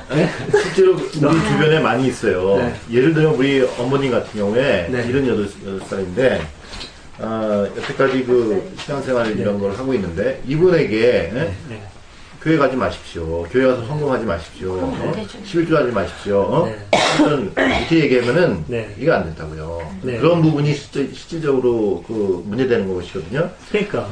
근데 그런 경우에는 이제 저는 그런 말씀하기 전에 이거예요. 교회 가서 저는 헌금 내는 것보다는 저는 내 이웃에 가까운 이웃에 내가 할 수 있는 일, 가서 헌금 내 하느님은 다 보고 계시니까 그런 것도 의미 있지 않을까요? 그거는 이제 꽃바님 수준이고 그러니까, 이제 말씀하시는 어머니니까 그러니까 그 어머니가 제가 이제 비유한 것처럼 그런 것도 다 연세는 뭐 80대라 하더라도 그런 어떤 신앙적인 종교적인 어떤 그 의식 수준이 어디에 해당될까 한 7살 정도라면 그냥 받아주시는 것도 괜찮지 않을까 하는 이해를 준 거죠. 저는 그게 내버려 두면 안 되는데요. 염라대왕이요 홍보하고 놀고 둘이 왔어요. 무슨 얘기하는 밀가루하고 똥가루하고 넣고 발라 그러니까 놀부가 얼른 밀가루를 탁 챙겨갖고 발랐어요. 홍보를 할 수 없이 똥가루를 발랐죠. 좌우양우 할트하고 됐어요. 그러니까 이게 2인 1개조가 되기 때문에 선생님은 똥가루를 안 먹게 되면 내가 함께 되니까 당신이 똥가루를 쓰고 있으려면 그러고 놔둘 수는 없어요. 아니 내가 핥아야 되니까 그건 내가 핥아야 될 때 그러고 아직 2인 1개조라니까 핥아야 되기 전까지는 그럴 필요 없다 그러면 되죠.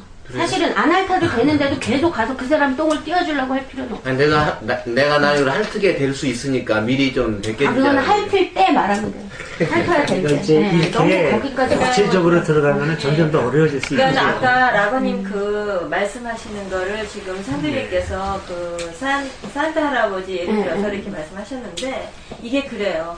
젊었을 때 받아들이는 거 종교관하고요. 인생을 이렇게 살아오면서 이게 변화되는 이 종교관이 이게 달라지거든요.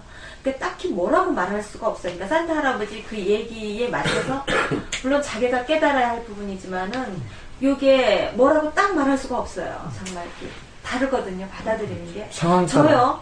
성경 정말 내던지고 싶어요. 사실 성경 더 공부하고 싶지 않은데 천주교 들어가면서 성경 공부를 하니까 내 마음을 나를 굉장히 돌아보는 게 그게 너무 좋았어요. 나 자신을 돌아보면서.